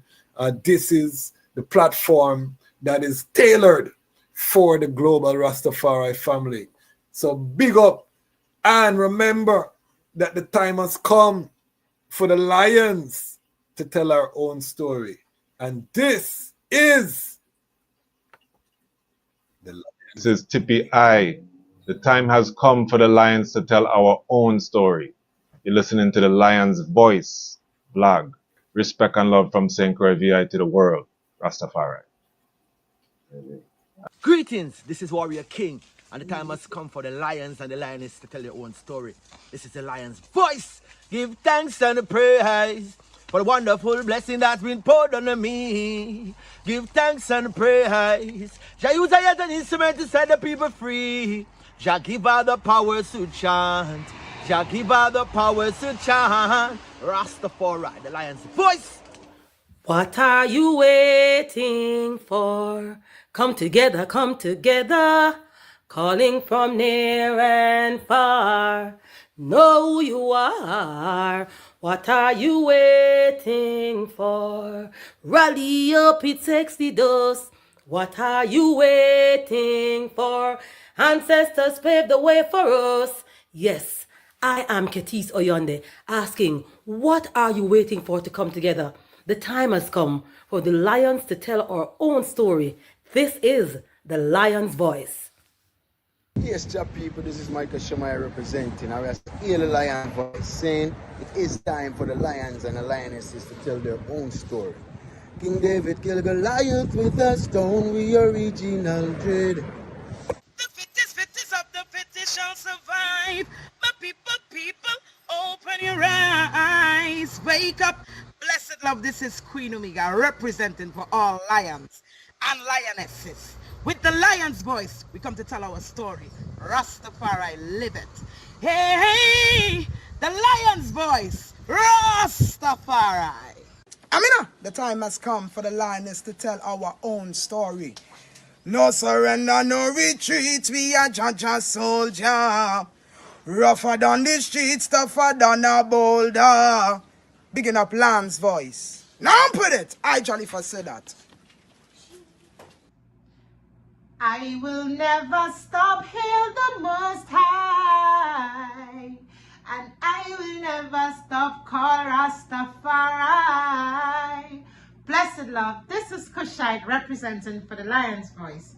We are here to tell our own story, Rastafari.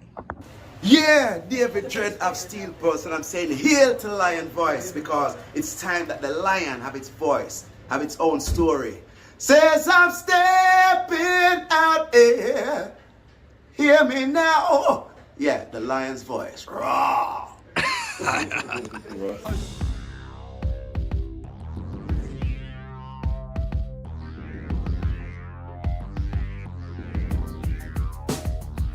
Well, lion voice, tell them that's the people first choice. Lion voice, make the lioness them feel nice. Lion voice, with the lion cubs we sacrifice. Lion voice, got to show the people them the life. Lion voice.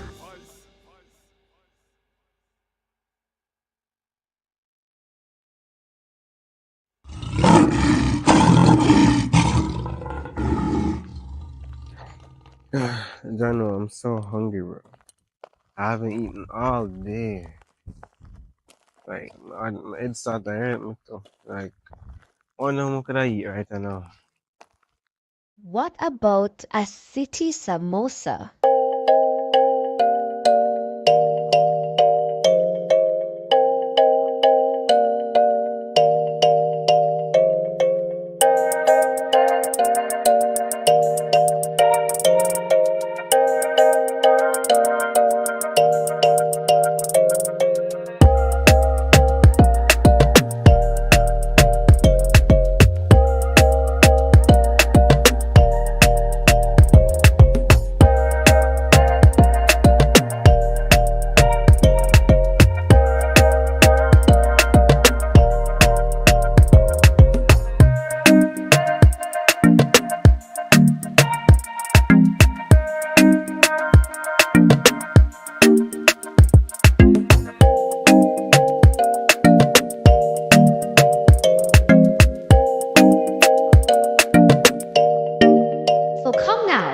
Get your samosa, a fusion of Indian, Jamaican, and African culture.